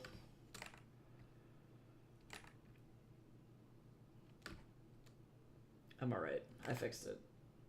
My hand is all wiggly. Because I haven't been sleeping.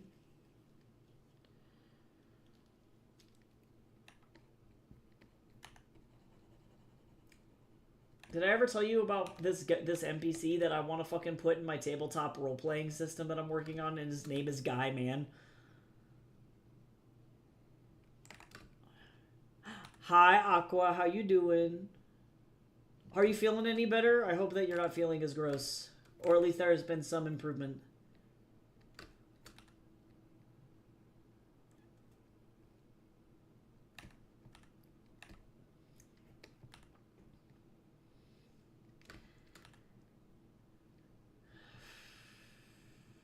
I gotta try and figure out what I want for lunch. Recognize I have crab, but I don't know what to have it with. I guess I can make crab salad. I don't know if I have any more rice though.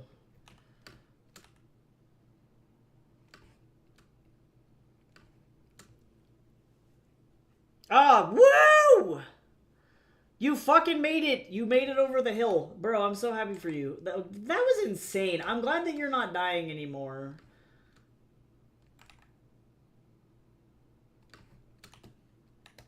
Also, too, I recognize, I want to let everybody know that I acknowledge that recently my brain has hyper latched onto the word bro in terms of vernacular, and I don't know what the fuck happened to me.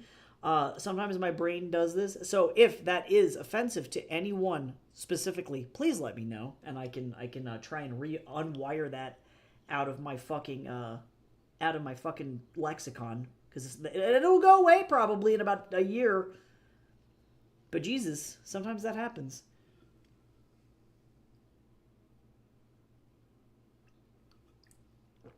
I've attached to saying, holy balls! Yeah, like literally you never know. You never know what the fuck it's gonna be. Like, it's like, what did this fucking happen?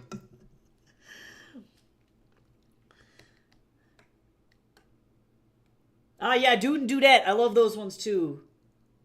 It's funny because, like, at least here in the States, and, like, I know in the period that I grew up in, I recognize that younger people don't necessarily feel the same way about this word, but dude, for us growing up in the 90s and early 2000s, was always gender neutral.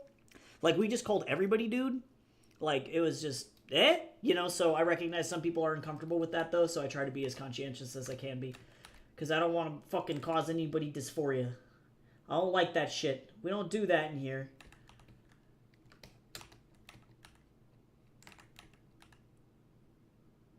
There is literally a song that with the lyrics, as I'm not even fucking shitting you. I'm a dude, he's a dude, she's a dude, we're all dudes, yeah?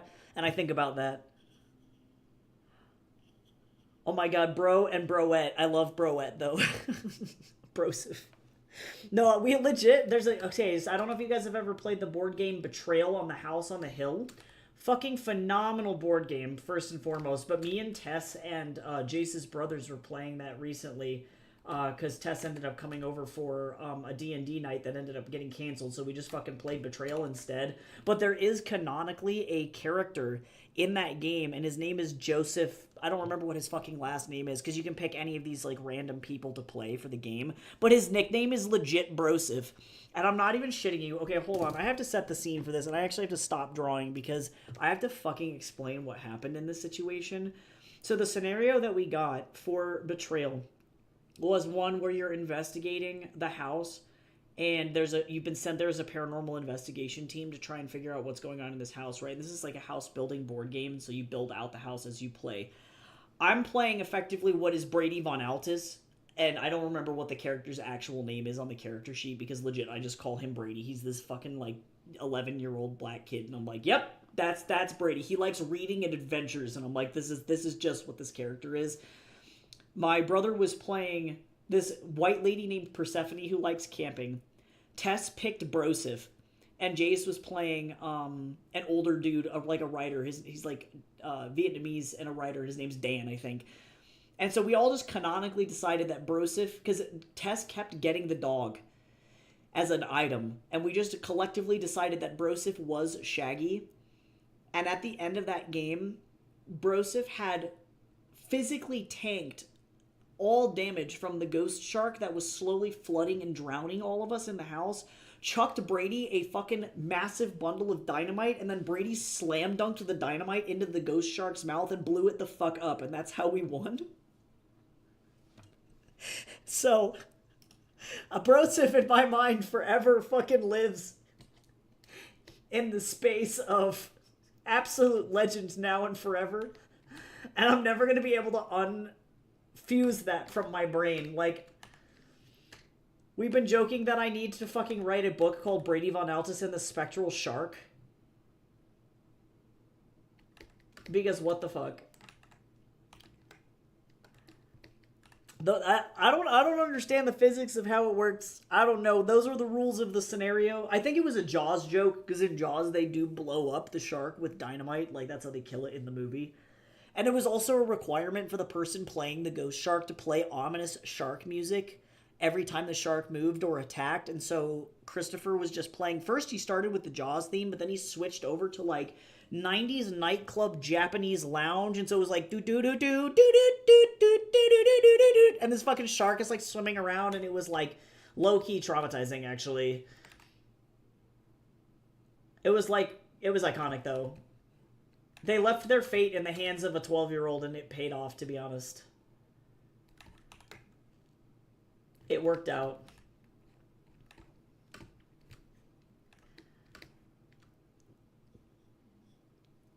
I have a new way to fight Goober. Oh my god, force feed Goober 18 sticks of dynamite. It was the most stressful shit I've ever seen in my whole life. I'm not even exaggerating when...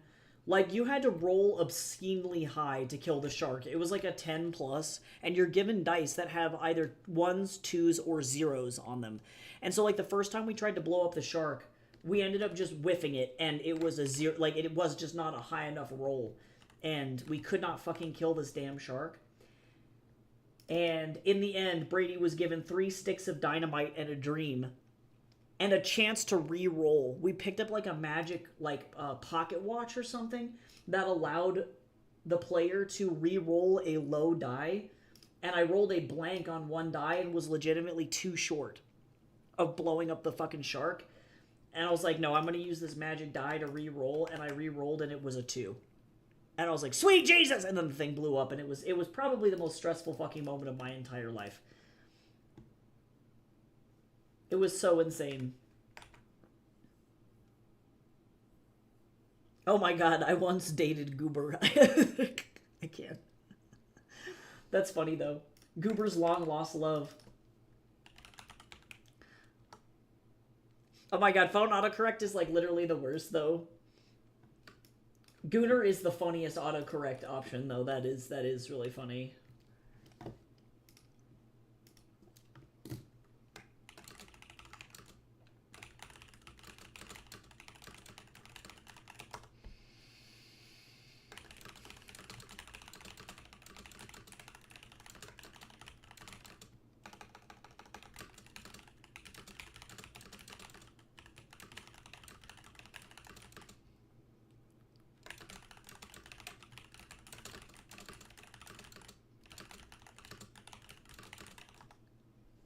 Do not feed into Gabriel's lore.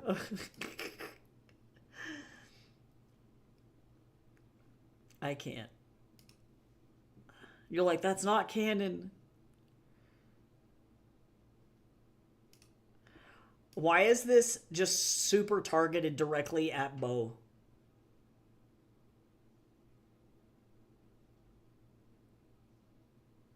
What the fuck kind of advertising tagline is this? I can't. Cal, you're sharing curse shit. Okay, let me figure out what is the line here.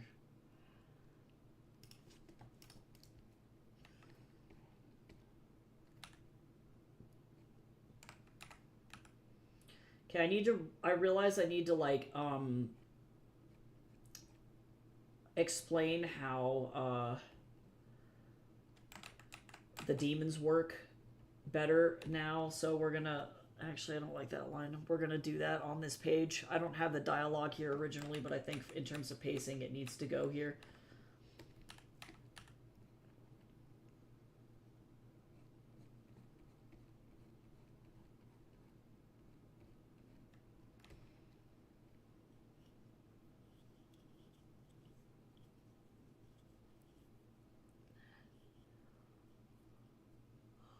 Big mood though. Autocorrect is actually like high key cursed. And why is it so bad? Like, I feel like autocorrect in the early days of phones was actually better, and then now the autocorrect goes fucking rogue and it's just like random ass words, and I'm like, this is literally not helpful at all.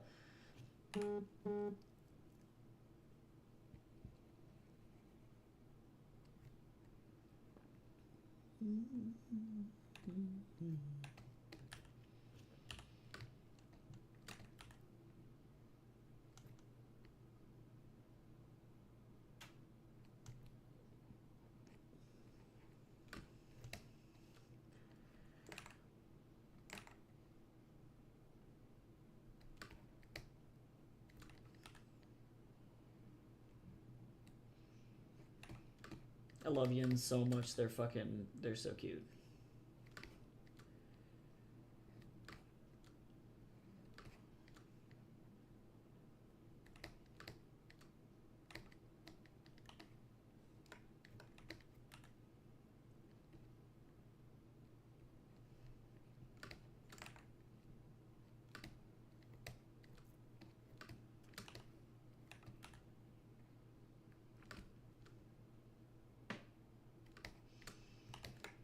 Oh my god, I get to draw the Trippy Taco uniform again. Remember when I was like, I don't have to draw this uniform anymore? Joke's on me. There will eventually be a point, I think, when they don't use the uniform anymore, but I don't know. I don't know when that's going to be. I have not written that into the comic yet. I'm like, I don't know.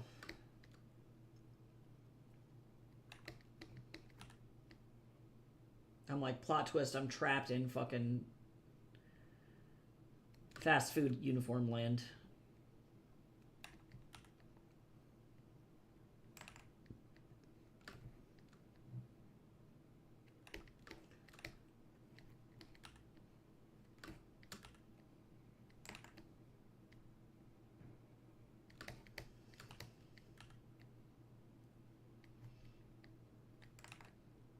Trying to figure out what to do when, like, all food sounds absolutely just fucking disgusting. You know what I'm saying? That's another part of this, like, executive dysfunction regulation issue that I've been having, where I want to eat, or I know I need to eat because eating is fucking important to staying alive as a human, you know?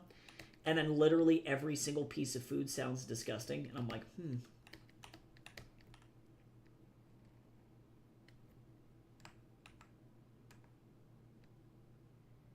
I'm like, fascinating.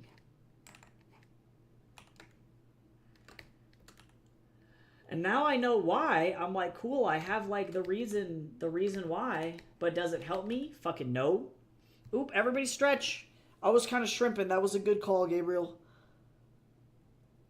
Oh, sushi does sound good. See, and then here's the problem, is that that's what I want, and I'm like, I have the, you know what, I have fucking expendable income. I have to remember to save enough money for me and Jace's, like, Valentine's Day excursion next week, but as long as I save enough money to do that, I should be good to go.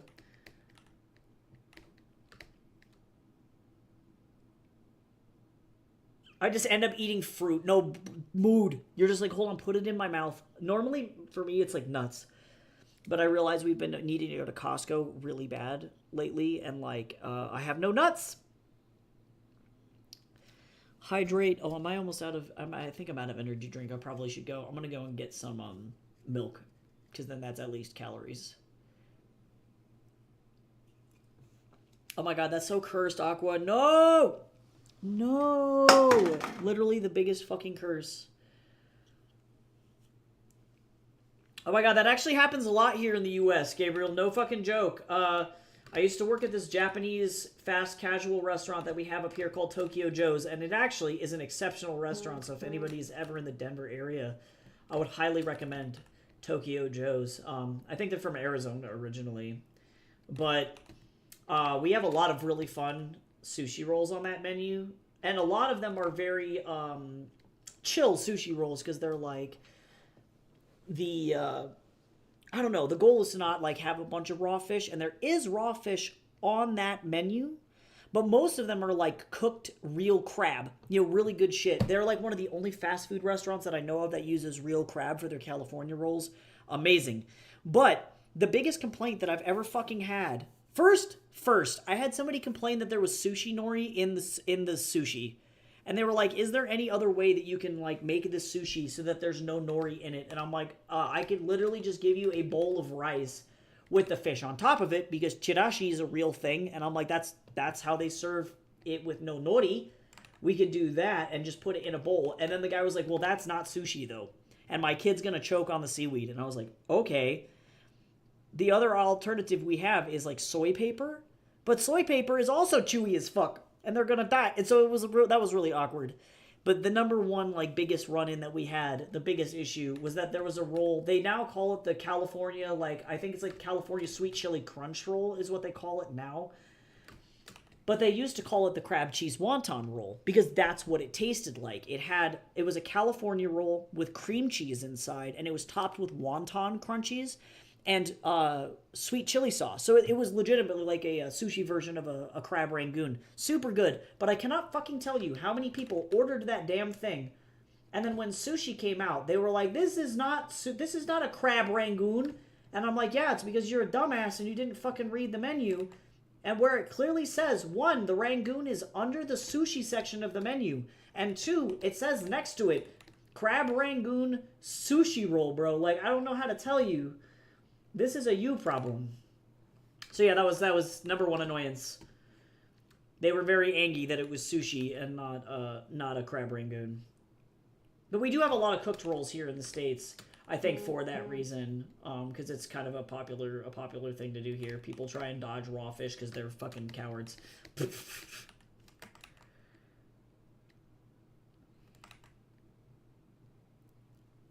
I'm like, I know my appendix will never explode because I eat a bunch of raw fish and raw meat. I'm good. I will consume that shit. Understandable if you have a texture issue with it, though. That's at least a valid excuse. But yeah, I got to the point where I was like, say crab cheese or wonton at me one more time. I'm like, rangoons aren't even Japanese. They were invented by a fucking Chinese-American chef who worked for the guy that now owns Trader Joe's. Like, it's not even a Chinese thing. And they're delicious. Don't get me wrong. They're really good. But I'm like, you are in the wrong place for that.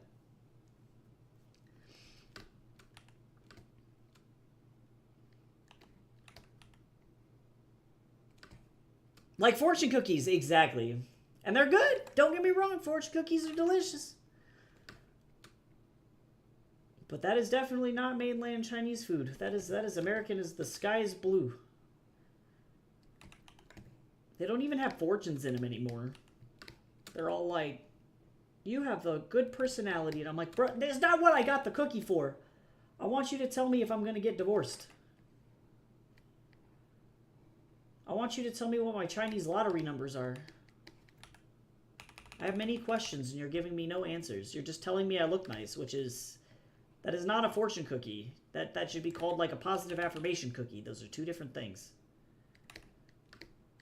Two different things.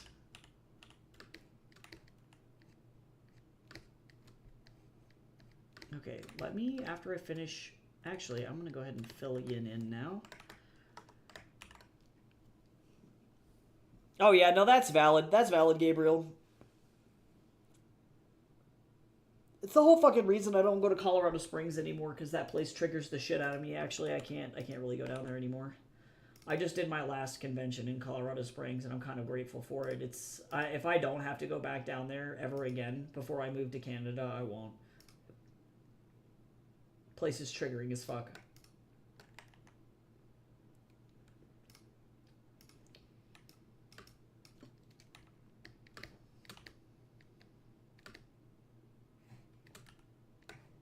Okay, almost there. And then I'm gonna go get some milk. Oh, and then actually, I realize when I get back, I need to fix the line art weight on the first panel. I skipped that.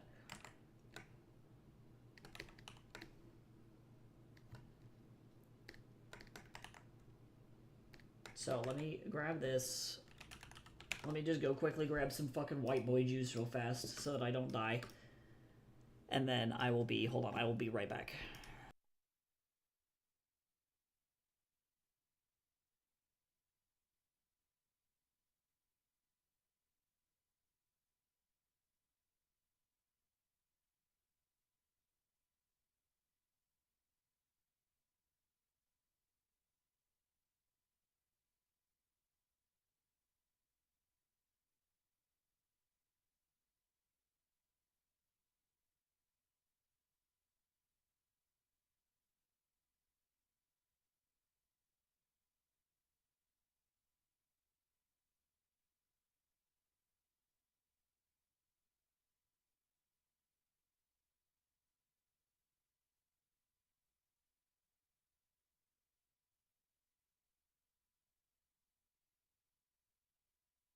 Okay, I return.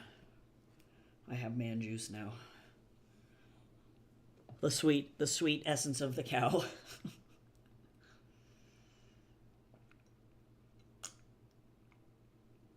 Why? All right. It's the only thing that keeps me alive.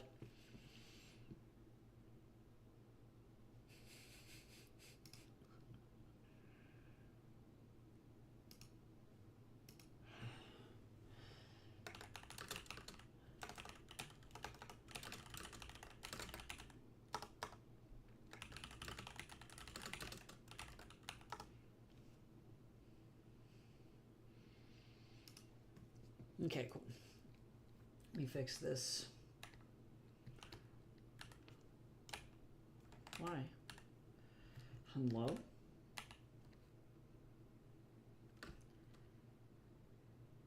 I'm gonna probably be streaming a little bit later today. I think probably until like 2:30 because I started late.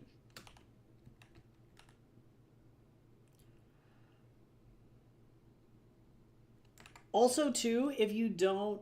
Oh, I see. I was like, cab fees. I was like, yeah, I guess. I was like, maybe Uber might be cheaper, but probably not by much.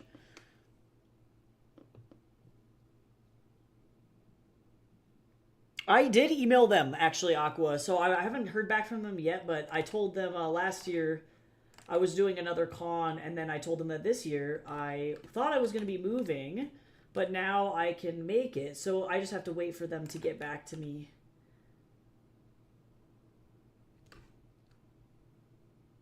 Because I really want to do it. I really liked being in that environment. Everybody was super fucking nice.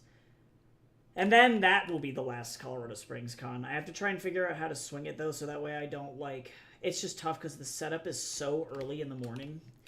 Driving down from Denver that early is like fucking an ice pick to my brain, but I also don't want to spend the night in Colorado Springs, so I have to try and figure out, like, how I can go about swinging that. I might just have to just get up early and suffer.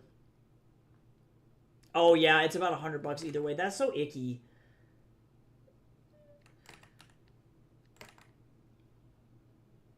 I wonder, the question is would it be a pain in the ass for you to get on a bus, or do you have too much luggage? You know what I'm saying? Because sometimes the bus fare is not as bad.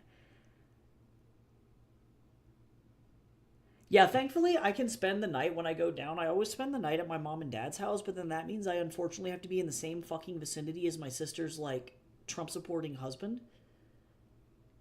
And like it just gives me I'm just too triggered. Like I recognize now and like I'm glad that I do have an official like PTSD diagnosis cuz at first I was like am I just being like too sensitive? But then it's like nope, actually he legitimately fucking triggers PTSD episodes. I understand why this is happening to me. So now that I know that, it's like that's effectively like the trade off. It's like, do I go and potentially have a trauma episode or do I not? And just drive, you know what I mean? And my parents are super nice. It's just I don't want to be in the same house as that fuck.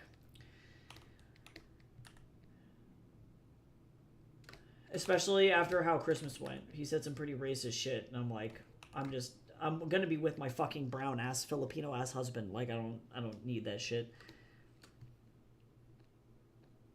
I don't need to put him in that environment either. Yeah, it's like I can afford it, but I don't want to spend that kind of money. I'm in the same boat. I wouldn't want to do that either. I need to watch several hours to catch a bus. No! Yeah, that's so cursed. Yeah, true, true. Oh, what a pickle. Also, fuck that guy. Yeah, no, yeah. He's a piece of work. That's definitely it. Family issues are the worst. Only problem is with my sister's husband who's trying to get custody of my nephew. He has warrants in the state we live in. Uh-oh! And my sister has custody of the nephew there. His family lives in Colorado. Jesus, he even called the cops in our area to come to my house and her. Yeah, that's crazy.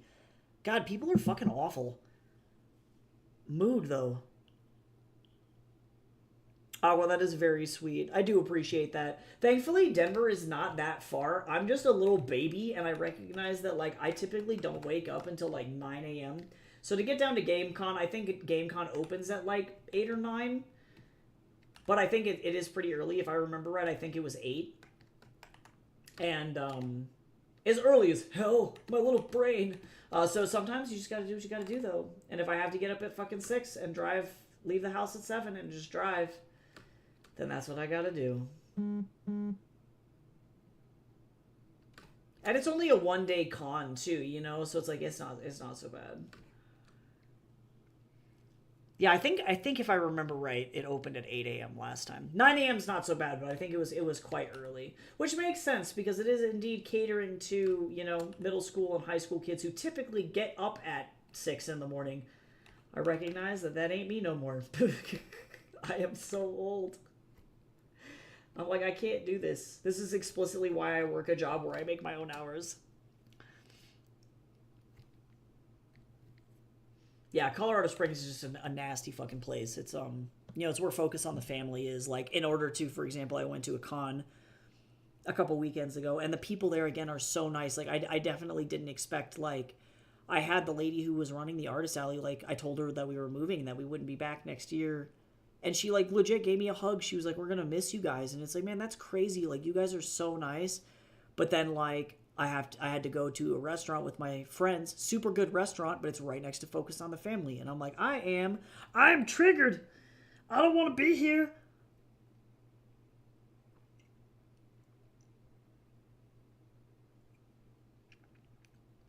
When the cop showed up at my house looking for my sister, I woke up from a nap.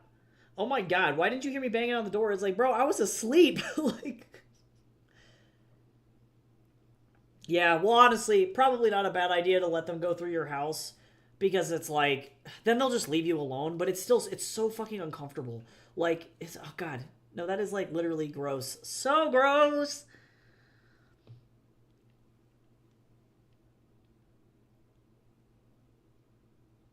Yeah, you should do conventions, Chips. You should sell art at conventions, especially out on the West Coast. Fucking shit. People are super nice. I don't know what, like, even the furry scene is like in Oregon and Portland, but I imagine it's bumping. I imagine it's probably pretty good.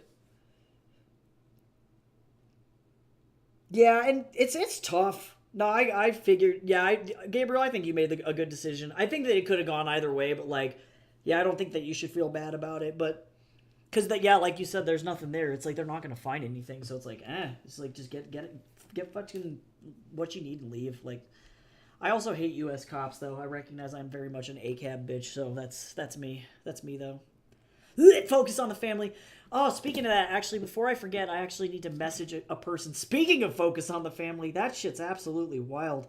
I had a best friend when I was growing up when I was a little kid who his dad worked for Focus on the Family, and he lived next door to us, behind us, and he was very nice. He was a really nice kid. His dad was super, super nice, so I don't think that his dad and his family was problematic at all. I forgot I have to message them.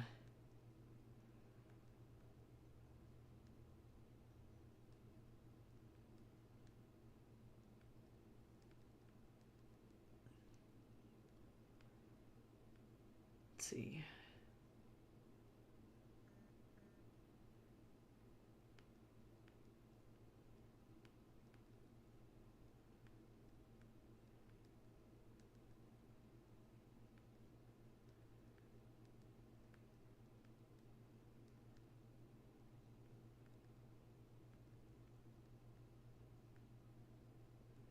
I have to try and not be afraid. Ooh. Let me see.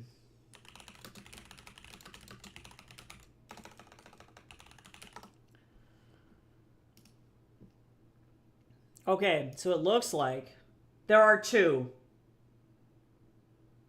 Although these are upcoming. I wonder what if we look at... Okay, so it looks like there are 3 furry conventions. Yeah, 3 furry conventions in Oregon. So that's pretty fucking sweet. That's so fun. They're like, let's go into the woods. we're gonna go do furry shit in the woods, guys.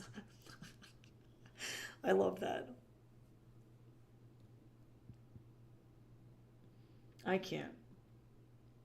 Okay, so it looks like, Chips, it looks like there are 3 furry conventions in Oregon.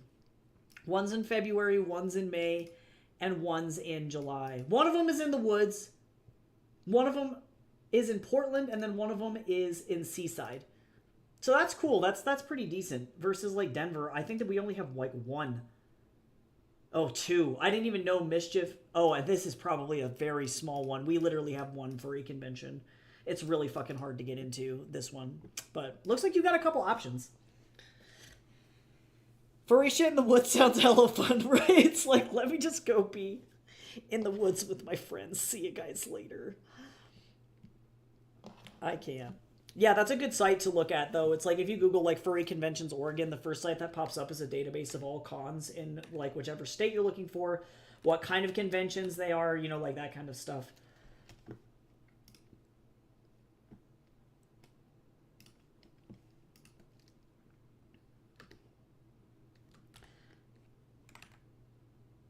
Yeah, and honestly, like most of the time I find that you definitely can make up like your booth fees if you like actually do get in, you know, so it's not so bad.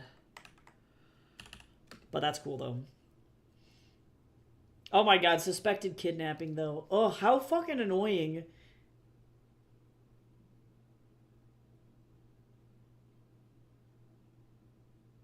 Yeah, that's fucking... God, people are crazy. Family, man. Why even? Is that Tumblr polycool? I know nothing about that shit, but that sounds like Portland. Portland is a very loose place. In the fun way. They don't know. They don't know what's going on. Yeah, if you want to share art in the Discord, you're totally welcome to, Gabriel.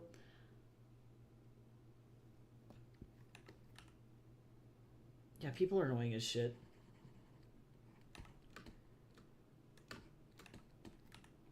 It's funny because with the way that this other eye is positioned, she looks cross-eyed as shit. She's fine. Hold on.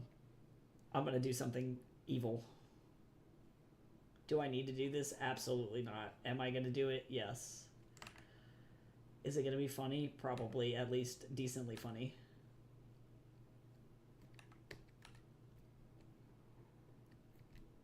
Actually, let me fill in the eye, and then I'll do it, and then I'll back up, and then I'll erase the eye. She's beautiful. Look at her face. Look into her eyes.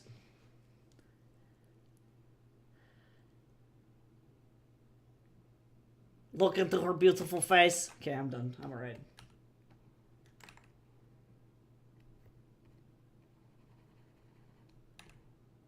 She can look at two people at the same time. Yep, she's got them chameleon eyeballs.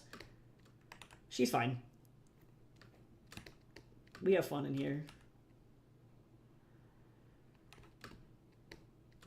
I'm gonna actually lower the lid here just a little bit.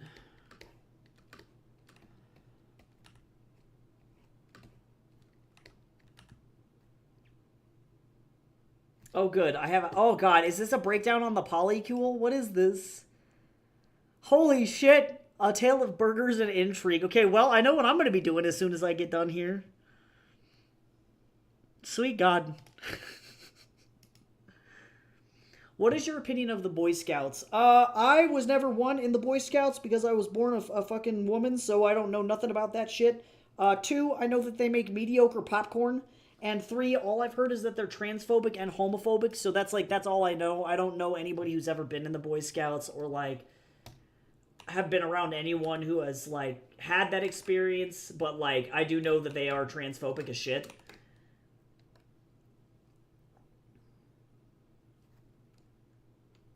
Unfortunately. Girl Scouts are chill, though. They're fine.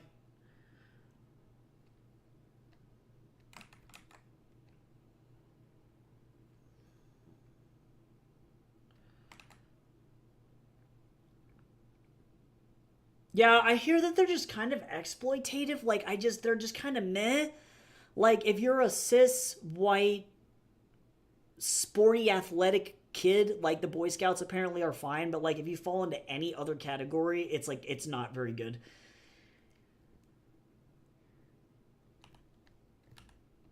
Yeah, I've just overall heard a lot of people just have, like, a really bad time in there. The popcorn isn't even good, right? Like, no, for real. It's, like, always, like, kind of crispy. It's not even good. We don't talk about it. I'm like, how did you guys make stale popcorn? Like, what the fuck? Yeah, I think that there's a lot of, like, I think, like, the idea, the concept behind the Boy Scouts is a good concept. You know, you want to give kids a place to go and have fun and, like, learn nature skills and be outside and, like, make friends and, like, do sports and, like, all that other shit. But then, like, the people who run it now or have historically run it tend to be incredibly problematic. So it's like, there are probably other things that you could, like, give your kid to do that would be, like, you know, better and more fun, I guess. Just one of those things.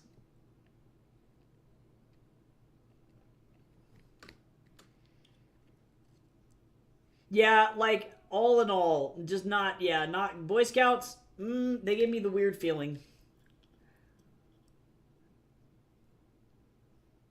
Yeah, Thin Mints are fucking good. I feel like, well, the Girl Scouts now are openly, like, very much so, like, no, we accept trans girls, and, like, we're here for, like, girl independence, and, like, their backbone of their mission statement is significantly better. I, like, never feel bad, like, buying, like, Girl Scout cookies and shit. Like, we just bought a bazillion of them from Girl Scouts at Jace's work, and it's like, I have no issues with them. They tend to be pretty chill.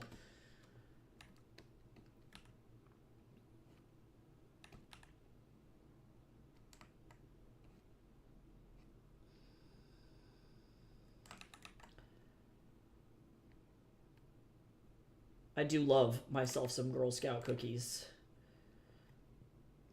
Also, they actually donate to good stuff. Like, yeah, they're definitely significantly less problematic.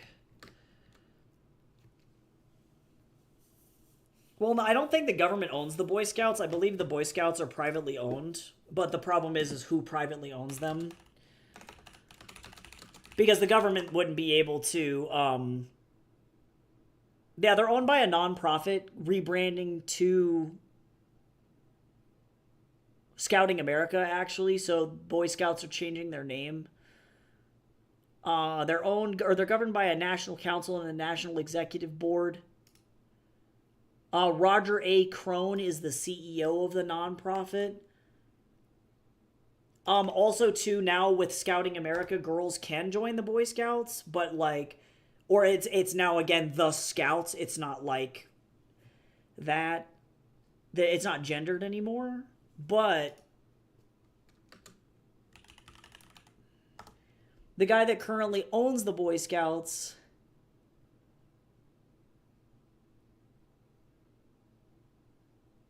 when did he become the CEO of the Boy Scouts? When did this happen, sir?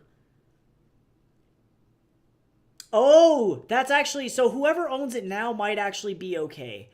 He actually might be okay because he apparently took over the Boy Scouts in 2023, and then he was the one who was like, actually, I don't want the Boy Scouts to be gendered anymore. We need to be more inclusive. We need to be politics free. We need to make sure that this is a safe space for kids. Versus the last CEO of the Boy Scouts was Roger Mosby.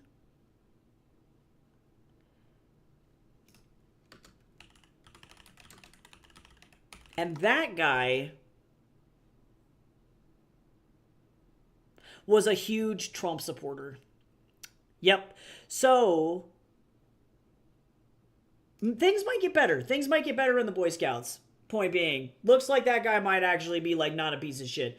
But I wouldn't be too fucking excited about it. The last guy was like really fucking bad. And I think that that's why the Boy Scouts have the reputation that they do, is because they were so like really like forced gender like expectations and stereotypes for the kids. And it's like, that low-key sucks. That sounds like not a fun time.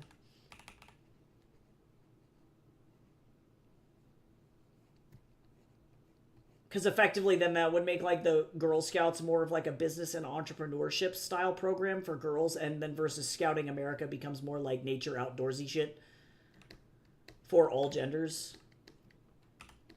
It needs to move down. Which can be kind of cool.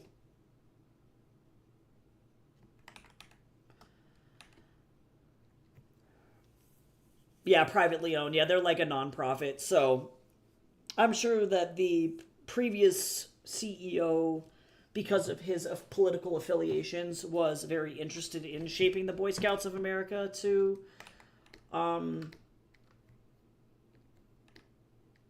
be very non-inclusive, but it seems like they moved in a different direction. But I don't know nothing about that shit. I am neither a boy nor a scout, so I don't do that shit. I don't fucking know.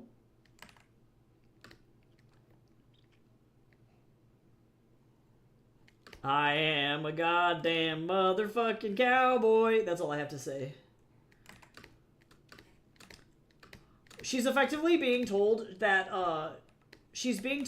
like, she has to go and kill a bunch of demons, and she's like, how the fuck do you expect me to do that? Like, what do you, like, what?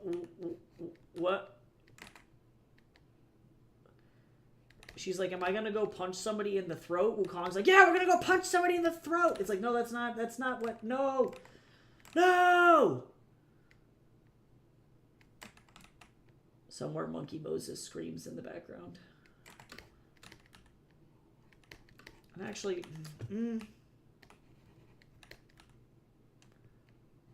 I actually kind of want a tinier mouth. Let me see if I can get my hand to actually function in the way that I want it to.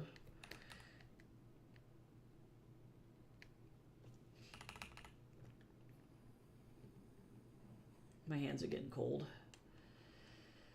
I can feel all the energy that I had from waking up slowly leaving my body as like my spoons completely run out. My spoons are now in the negative. So that's fun.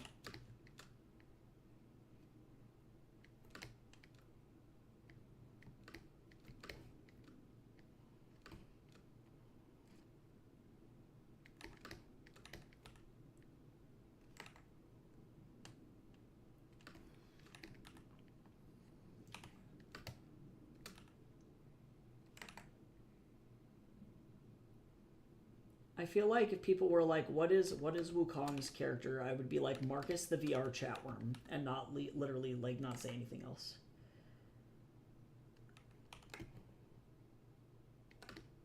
Yeah, I'm just fucking tired. I'm like, I don't want to do any of this shit anymore. I'm good. Where's the crater? I need the fucking crater that I can go bury myself in. I'm good. I wish to go bury myself in the crater and let the moss grow over my body.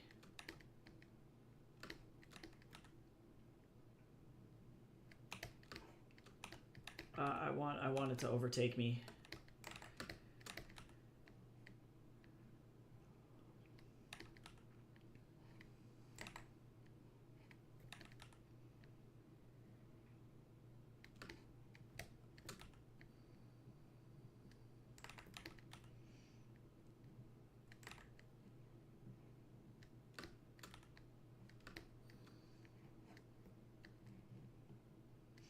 I just like I have so much like random shit that I need to do, and I'm like I don't wanna.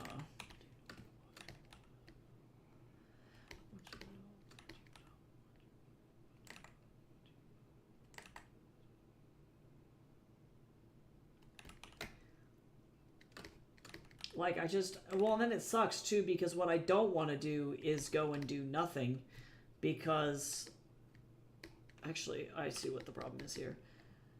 I don't want to go and do nothing because I don't want to be bored alone at home by myself while my fucking husband's at work, because I'm not doing mentally very well.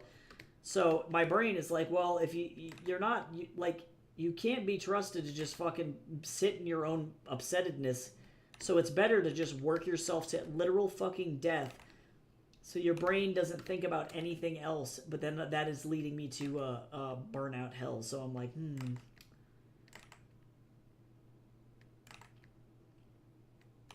and thereby the call of the crater.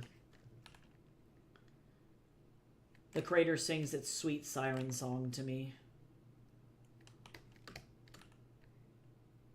It says, "Come lay down in the moss, you dumbass. Let some ants eat you."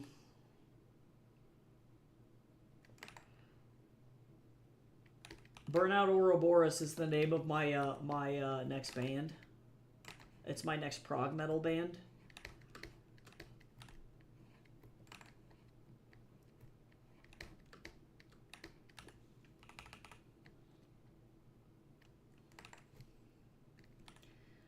I'm actually going to go ahead and just do this because I can.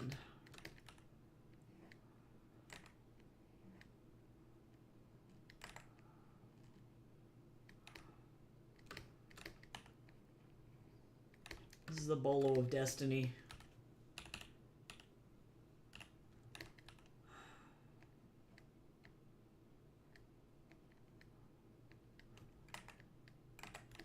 Welcome back.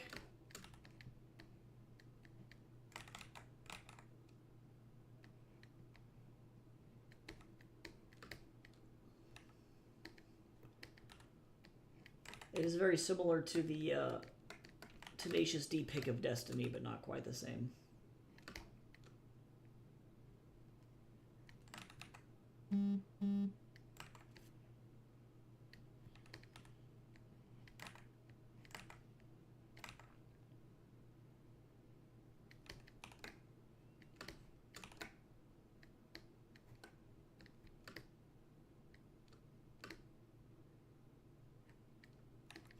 I actually realize I'm not a fan of this face shape here.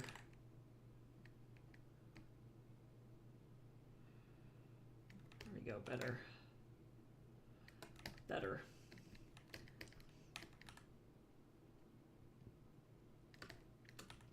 I forgot that that's a thing that apps do. Update. Oh no.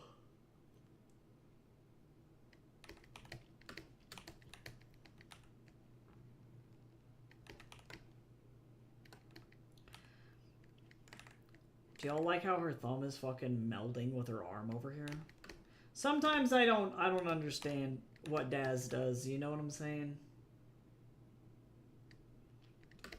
Sometimes Daz is like, see you later, and then just will suck limbs up into it, and I'm like, Fascinating. Just slurped it right up in there.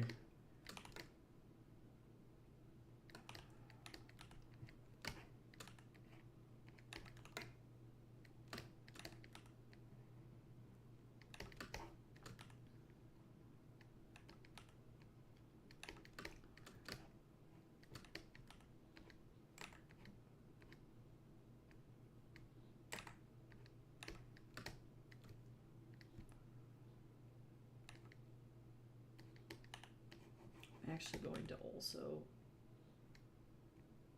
bring this up a little bit too. Yeah.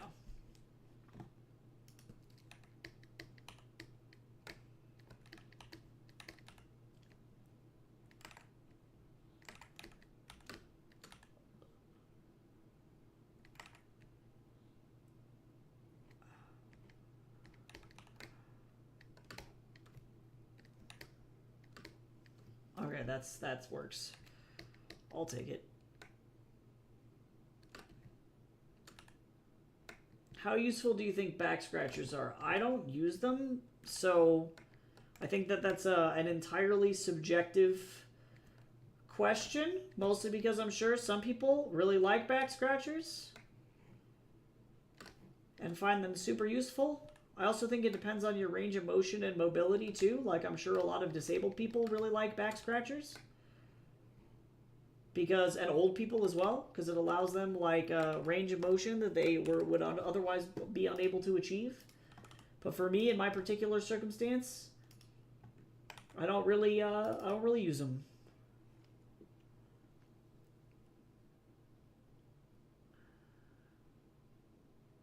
God, I'm so sorry, Chips. That's literally such a fucking toxic environment to be in. That's a totally valid way to feel. If there's anything that we can do to help, let us know. You know, like, even if it's like, you know, jumping into a voice chat in our server or like anything, you know, like, just to try and stay distracted or stay, you know, like, present elsewhere, you know.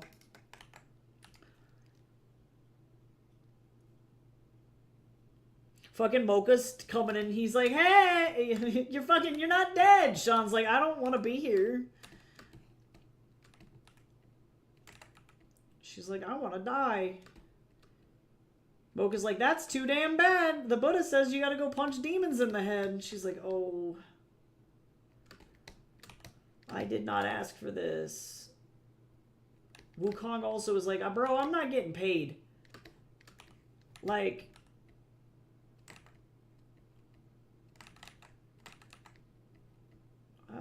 you are not compensating me enough. Yin is like, your payment is in the form of not getting electric shock collared. He's like, oh. I can see how that happened, but I'm still not happy about it.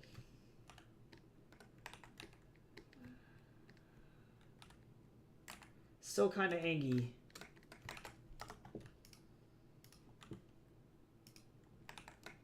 Mocha's going to be coming in hot here. I like never get to draw Mocha. This is exciting for me. I like them as a recurring side character, but also this will be the only page that I actually have a background, or a panel that I have a background on, I believe.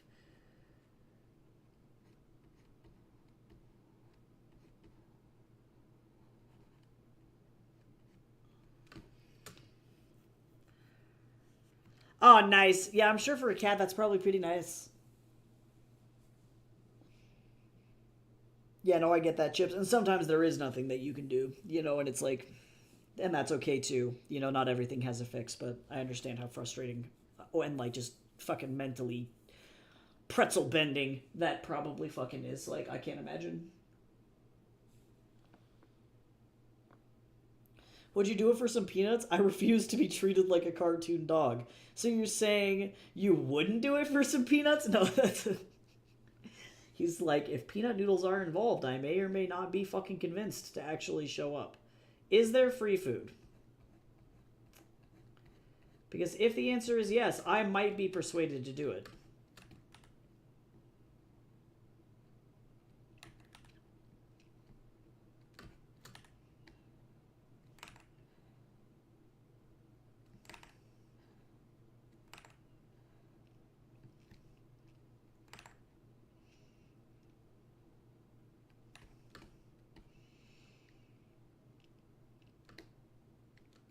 Well, Wukong has been stuck in the fucking back room of this damn.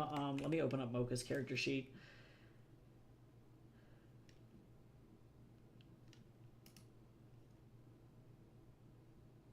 Oh, that's adorable. Why is Snoop Dogg like this? That's adorable. What an actual unit. So far, Snoop Dogg, I don't think has done anything super problematic, so I think we're okay.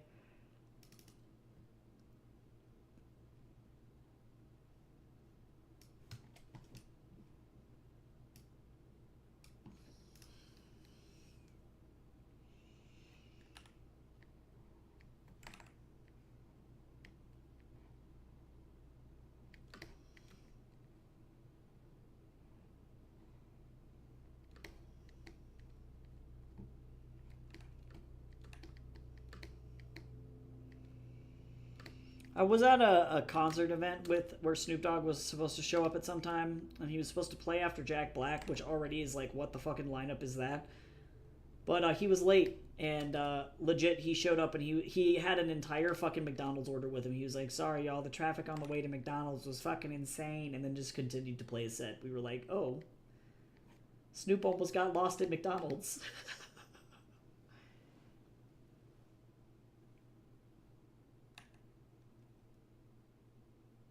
He seems like a chill dude. He's really, like, truly and honestly, anybody who makes like good media for kids, because I know he had his like his channel for a while where he was making like kids R&B, educational R&B music and stuff, and like anybody who cares about kids, I'm like, I think that you're probably in the decent place. You're not an absolute freak. Yeah, Snoop got, I'm serious, I think he actually did get lost at the McDonald's. And the showrunners, like, the guys organizing the festival apparently had texted him, and then he was like, yo, I'm, like, lost as hell. Or, like, I'm gonna be super fucking late. And then they just told Jack Black, they were like, bro, you can keep playing. Snoop is stuck at fucking McDonald's, and he's not gonna be on time. And it just all worked out. It ended up being okay. Ended up working out.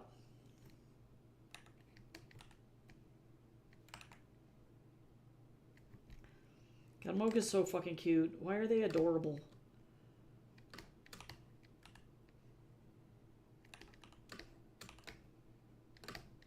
What a smiley motherfucker. He doesn't care. They don't have head empty. They're like, man, I'm just here to facilitate the good vibes.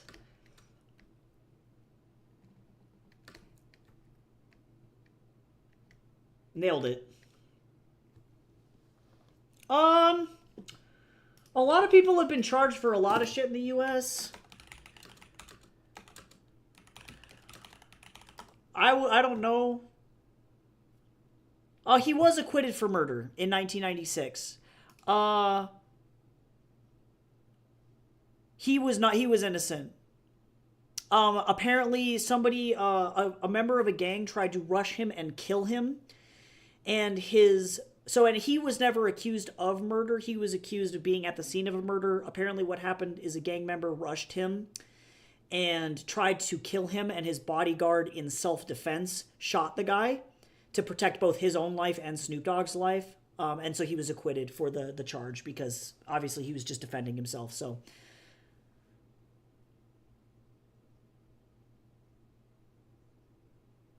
and it sucks because like from looking at his drug related, a lot of his like convictions are drug related, but this I would point out very clearly is a black dude being targeted for drug possession kind of a situation. And like if he had been white, it's very likely he would have not gone to prison for a lot of this shit. Like he was arrested at a Burbank airport for having a collapsible baton in his backpack, which is clearly there for self-defense. You know what I mean? And like, don't bring it onto a plane. Like if you're told don't bring weapons onto a plane, don't do that, obviously. But like, he only got like 5 years probation for that, though, for bringing a quote weapon on a plane.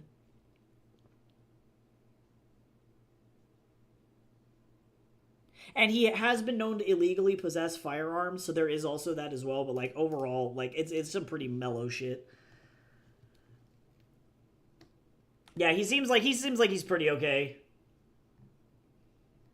I don't know. I've known a lot of like very strange people in my life, so like I recognize I tend to be very like unless unless you're literally a PDF file or a trafficker, I'm like you're probably fine because most people kill other people for good reasons. Like unless you're just killing for no reason, also that tends to put you on my no list. I can say I definitely do not illegally own firearms. LOL. But that being said, though, I recognize too, depending on the scenes that you're in, where you grew up, like, you know, if you feel like you need to own something to protect yourself, but then physically can't, like most likely in Snoop's case, he had to illegally acquire a firearm because he was charged with a felony for marijuana possession in the 90s. And so in my mind, that is an unjust conviction, right? Like I don't like because weed is legal now in Colorado, right? So it's like I don't think he should ever have had, or the felony should have been cleared from and should be cleared from his name if it's still on his name, you know. And so that's probably why he had to illegally acquire the firearm. So you have to just kind of ask yourself the question. It's like, why is this happening? And if it's not because the person is crazy, then like in my mind, I'm like, fucking people are gonna do what they're gonna do, or they're gonna do what they have to do. So that to me does not make him a bad or evil person. It makes him somebody affected by a racist system, and there's a pretty staunch difference in that for me. But you're right though, fucking the 90s gang shit was bad, and clearly that affected him, you know. And that's scary as fuck. I can't even imagine.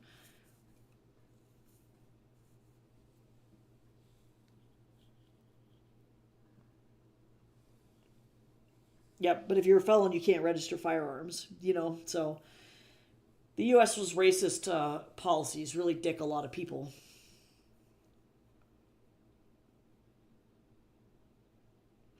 Ooh, fun! And by fun, I mean holy shit, Aqua. Jesus Christ. No, that's scary shit. Like, yeah, no, it's fucking... We're in a really weird time right now. And then you wonder how many other people are affected. You know? Like, and if that's the case, which is... It could be likely. You know, it's like how many people... How many other people are affected in that same way? You know, how do you know you weren't a target, right? I wonder if it was Life Touch. Do you know if it was Life Touch?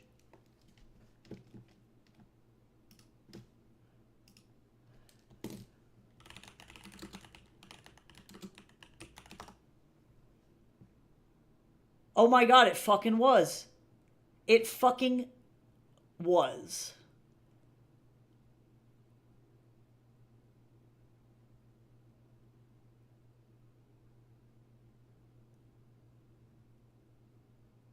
So it wasn't Life Touch the company itself?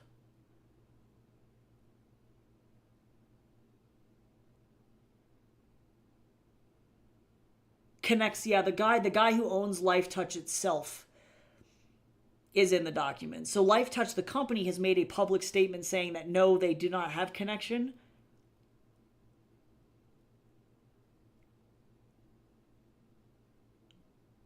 But the man or the CEO is definitely involved. That's scary as fuck. So that means that probably my photos are in there too. Guaranteed. Actually. Yeah, I would not be surprised.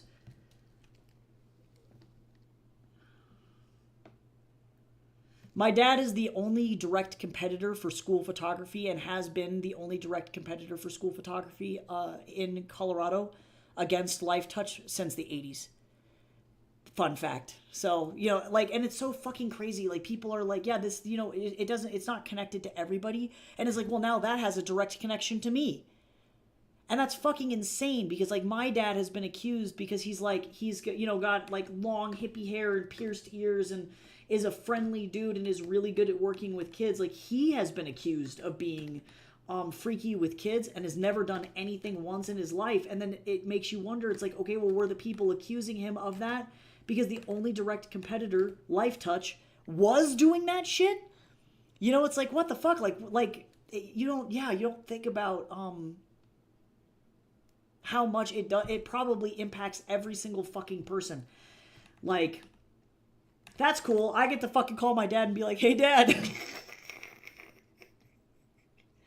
Funny story about Life Touch.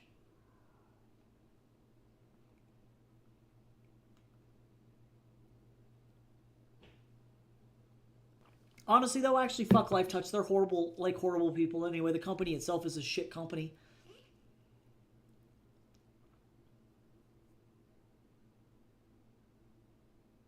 I personally haven't heard of that Gabriel of Epstein's conversations with Activision. I would have to do more research on it, but I would also encourage, in lieu of this conversation, for everybody to be very, very, very careful with what they hear on the internet and to double, triple, and quadruple check every single piece of information that comes across your social media feeds. And it's not to say that things like that you're reading are not true, because it's very likely that they are true, but there has also been pretty substantial evidence that these people are trying to incriminate and indoctrinate the narrative that certain people are evil. Like, for example, I know Taika Waititi was targeted, Neil Gaiman was targeted, Pedro Pascal is being targeted, David Tennant is being targeted, Alan Cumming is being targeted, Sabrina Carpenter, Miley Cyrus, Lady Gaga, Bad Bunny. Like, there are so many people who are currently being targeted by these groups because they're trying to take the heat off of themselves and shove it onto other people. So if you do see someone's like saying, hey, I know that this person is in the Epstein files, etc., etc., double, triple, quadruple check that information, or wait until the official documents have been released, because we have to keep in mind right now, Congress and members of the FBI are the only people who have seen unredacted versions of these documents. And so people may be, members of the alt-right Nazi groups may be trying to throw people's names around on the internet in a deliberate attempt to shove blame onto other people in anti-Semitic, racist, or homophobic ways. If you want to learn more about that, you can check out Neil Gaiman's statement on his website and how he's been a target of that for like the last year and a half. But also Taika Waititi was a target a couple of years ago. So those kinds of things are now coming out as being like, oh, actually this was an intentional like smoke screen, a distraction. So just be very careful. Definitely not to say that the things that anybody is hearing are wrong or are false. It's mostly just that the misinformation campaign right now is insane.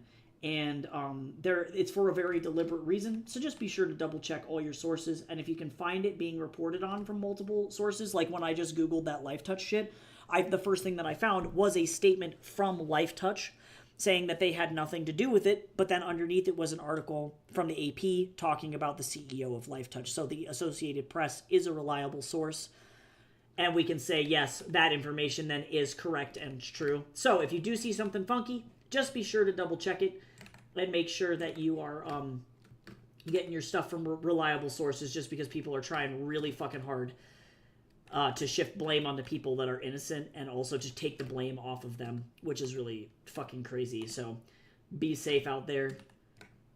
Check all the information.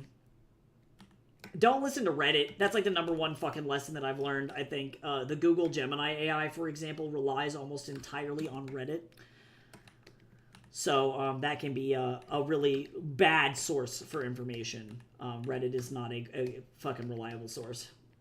And thereby Google AI is not reliable in any way, shape, or form either. But I wouldn't be surprised. I'm sure that they're like with Bill Gates being involved in this. Bill Gates owns Microsoft, right? At least I'm pretty sure, right? That's who owns Microsoft, right?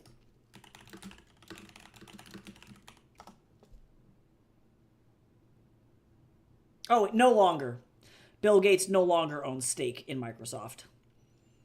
He only owns like 1% of the company. So yes, he has stakes in Microsoft, but he is no longer on the board of directors. But knowing that, everything is connected, right?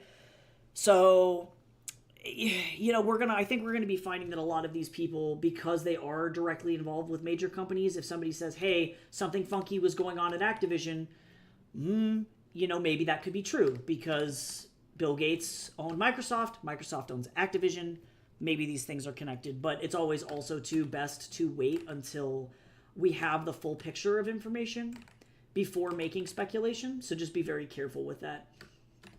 Trust your gut, but also people are about to do really funky shit, I imagine.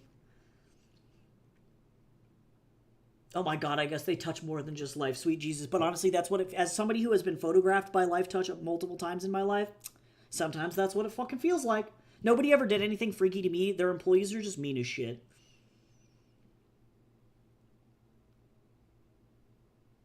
Oh my god, it always brings me up to this like photo being like one Reddit user suggested unaliving yourself. Yeah, it's like this is such a bad fucking like Google's like, hey, do you want to die? And you're like, no, like what the fuck is that?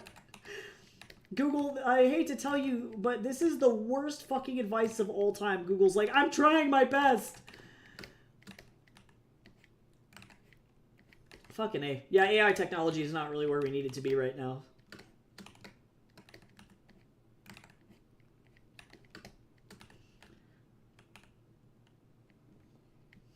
Yeah, I think we're about to realize that a bunch of fucking people are all involved in this shit.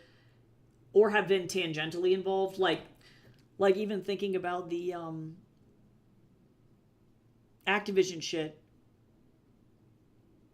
I think about how because Microsoft owns Blizzard now, right?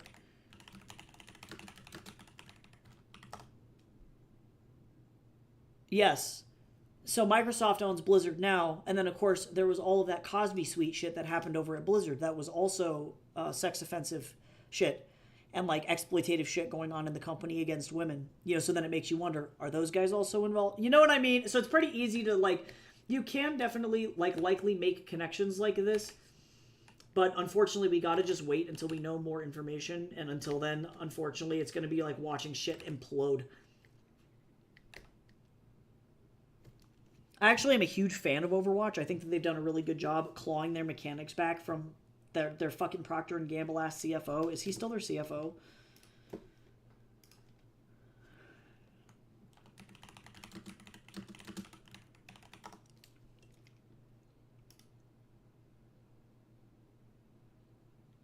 No, that stupid Procter & Gamble ass asshole just left in April of last year. Thank Jesus. Yeah, get out of here.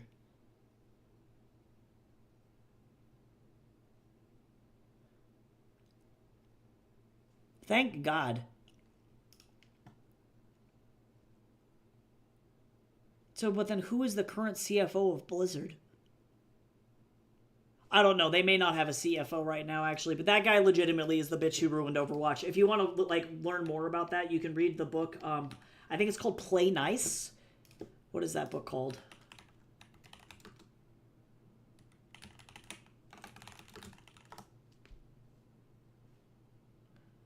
Oh yeah, Play Nice. Play Nice. The Rise, Fall, and Future of Blizzard Entertainment by Bloomberg journalist Jason Schreier.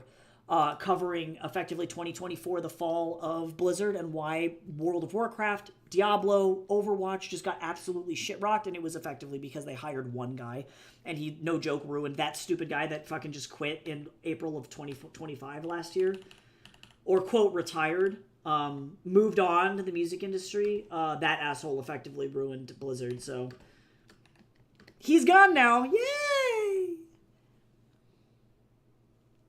I fucking love Overwatch. I've been playing the whole time, and I can say since that guy's departure, with the introduction, because when was Stadium introduced? Actually, this does not surprise me.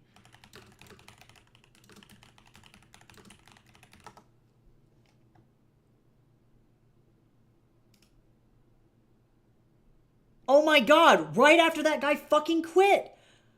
Yeah, no, that makes sense. Literally, I'm not even joking. It's all fucking yeah. It's pretty apparent from like a business perspective, looking at it retrospectively, what happened.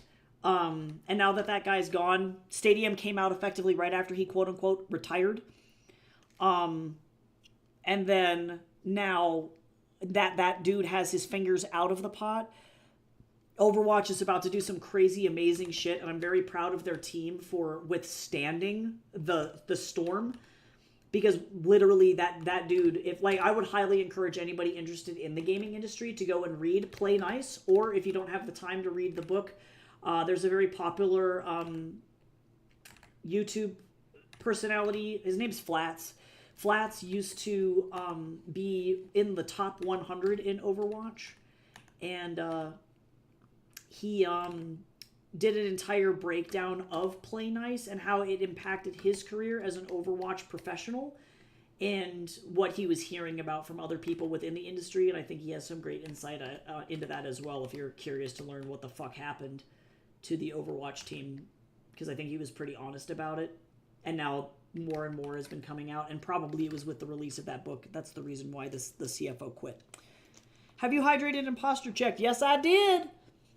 If anybody else hasn't done that, oh, thank you, Gabriel, for reminding me. If anybody else hasn't done that, please do. Also, let's enter some chatty mode. But yes, please hydrate. I finished off my milk. Let me finish Mocha's outlines, and then I'll call it. This has been a really nice, like, chatty and distracting stream, so I really appreciate you guys a lot. It's hard stuff to talk about, but, like, I'm very happy that, like, we can all be very supportive of each other, and, you know, we're all interested in staying informed, and everyone is just, yeah, overall, like, good folks in here.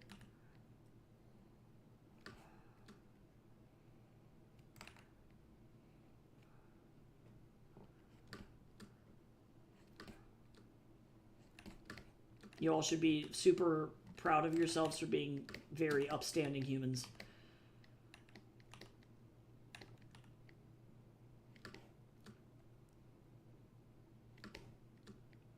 Yeah, I think it's important for us to all remember, like, we're not crazy, right? We are not, all of us as, like, individuals riding through this. You know, we're doing our best, and, this is not a normal situation for people to be going through, you know, like, unfortunately, every generation has their one thing. Like, I think for my parents, you know, it was Nom, right? And, like, this is our Nom. You know, it's really severe, and remembering that, yes, this is hard, and yes, it is not normal, and yes, people are fucking really going through it right now, no matter how bad other people want to downplay it, you know? We're not crazy. And I'm glad that we can be here for each other. Oh, that's kind of fun, Gabriel. That sounds cool. I hope that your niece had a nice birthday.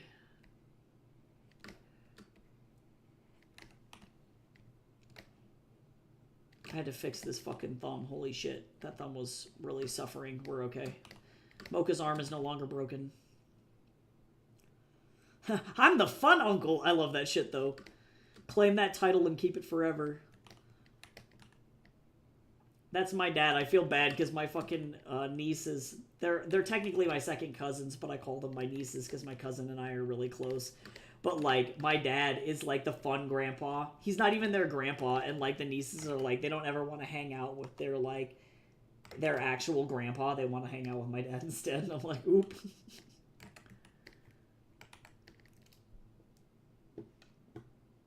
Uh-oh. My dad is superior.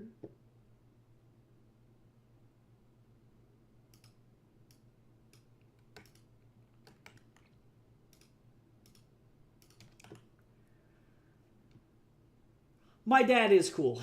Yeah, I'm very lucky. My dad is a one cool cat, as it is said. He's just really nice.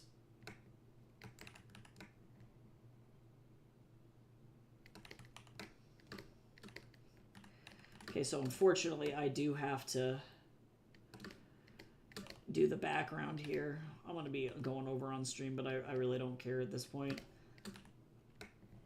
I have to do some proof editing today. And thankfully this guy's novel is actually really easy to get through, and the only thing he really needs is like comma adjustment, and that's pretty much it. So I'm very thankful for that. It's nice not having like pretty intense, severe editing.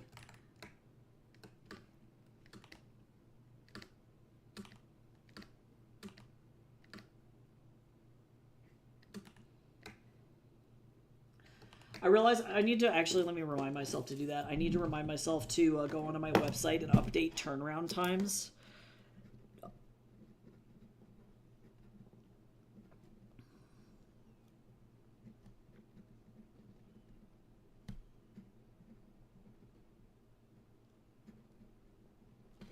For Liminal House, so that way I don't forget to do that.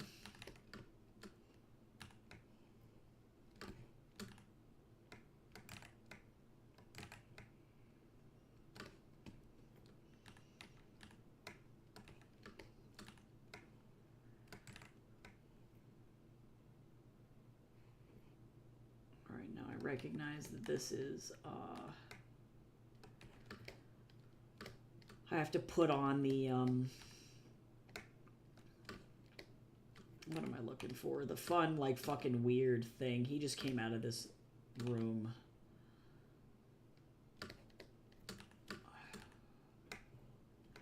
I don't know what Mocha was doing back in the kitchen. I'm assuming since Wukong quit, now they have to, like, actually fucking...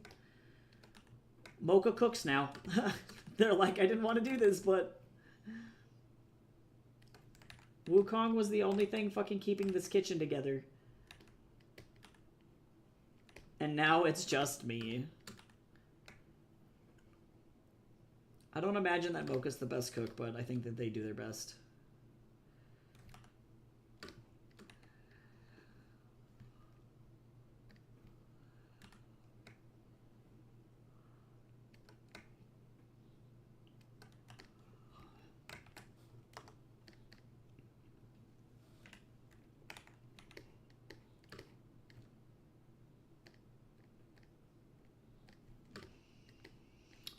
Wukong knows the secrets of Sichuanese cooking is really the secret. And I don't think Mocha's a bad cook. I just think that Wukong is the better cook. But Wukong is also lazy as fuck, so he was cooking out of necessity, not because he wanted to.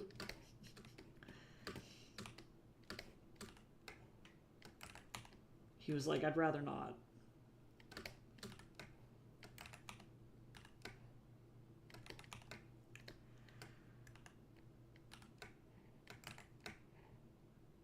It was a must. Yin said, do this or we'll fucking kill you. The way to Wukong's heart is through his stomach, truly.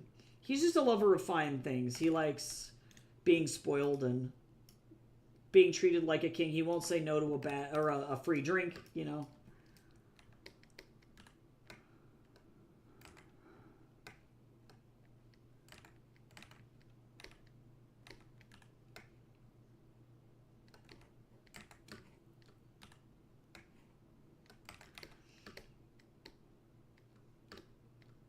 Yep, true. He will fucking go to town on actual peaches, though. That is, if you put him in, like, a Kung Fu tea, he will go for, like, a peach oolong every time.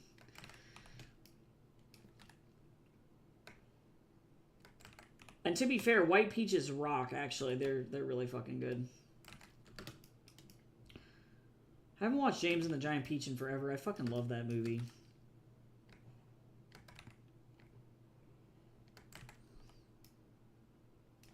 A lot of Rolo's personality is actually based off of Mr. Centipede from that movie. No joke. They're very similar characters. I wouldn't be surprised if that, like, if my brain was like, these two characters are the same.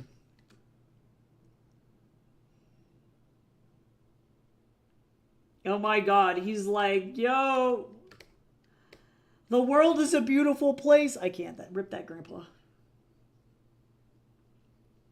Yeah, I love that movie so much. Actually, you know what? I think I can pull off not having to have the... I might have, like, the, empty, like, buffet trays here. But I don't think I'm going to actually have the,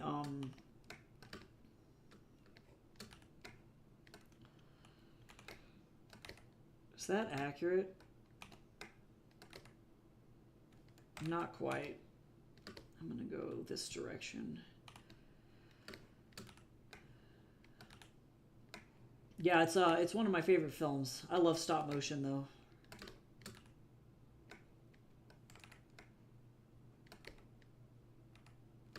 And that's where those like trays go. All right, look at that. Good job, bud. I did it. And then tomorrow I can color. And hopefully I'll be feeling better tomorrow. We'll see.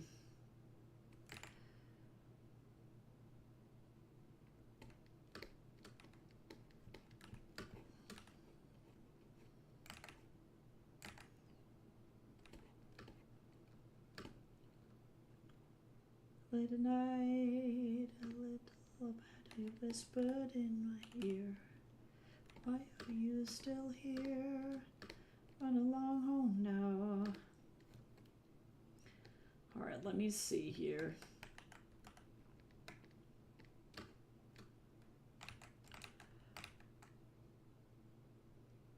I don't remember.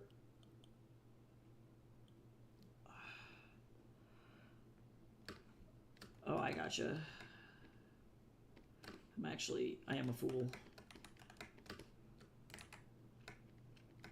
There we go, better.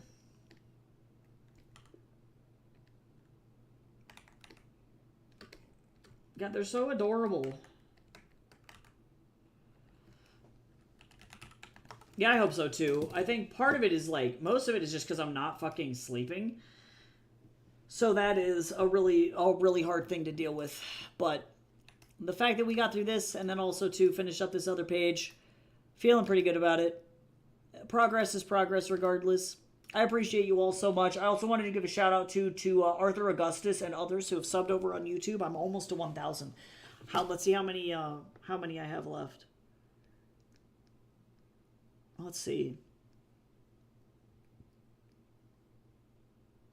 990. I need only 10 more. 10 more, and I immediately get an A+. A+ for being on the YouTubes. Do you need melatonin or chamomile tea? Unfortunately, I actually hate chamomile. I think it tastes like booty hole. I really don't like drinking it. It doesn't do anything for me. 2, melatonin does help, but I have to be very careful because of the seizure medication that I'm on. I'm not sure how I will react to melatonin yet. And the problem that I have with the seizure medication that I'm taking is that if I do take melatonin, I typically tend to oversleep like a bitch because it interacts with my medication. So what can turn into, I wish that I could get a normal like 7 to 9 hours of sleep becomes, oops, I slept 12 hours because the melatonin hit my system so hard. So, unfortunately, where I'm at is that my PTSD is just so bad that that's what is impacting my sleep. And there are things that I can do to help, but like, because the world is just shit, it's like, yeah, I could take melatonin to probably help knock my ass out, but like, it kind of is what it is, you know what I'm saying? But I'll get sleep eventually. I just need things to like calm down a little bit, and it will get better. It'll just take time. But I did get the okay from my doctor recently to take the melatonin. It shouldn't fuck with me too bad, but I do have to like try and test to see if it'll help. My main problem is that like, it's not that I have trouble falling asleep, it's that I do not get restful sleep. So when I go to sleep, I can fall asleep within like 15 to 30 minutes. But when I do get to sleep, I'm effectively in light sleep or dozing for like the entire night. I don't actually ever go into like deep sleep, which is why I don't get any rest, you know? So it can get kind of crazy, but it'll get better. And hopefully tomorrow I'll have more energy to be able to finish this page. We made a lot of good progress on it though. And I think I'm going to go ahead and go. I got to go grade students' assignments and prevent my students from flipping out. So that's what I'm going to go do. And I guess maybe make a smoothie in a little bit. See how that goes. But yeah, I'll be back tomorrow. I hope everybody has a good rest of your day. And yeah, I will see you soon. Bye-bye.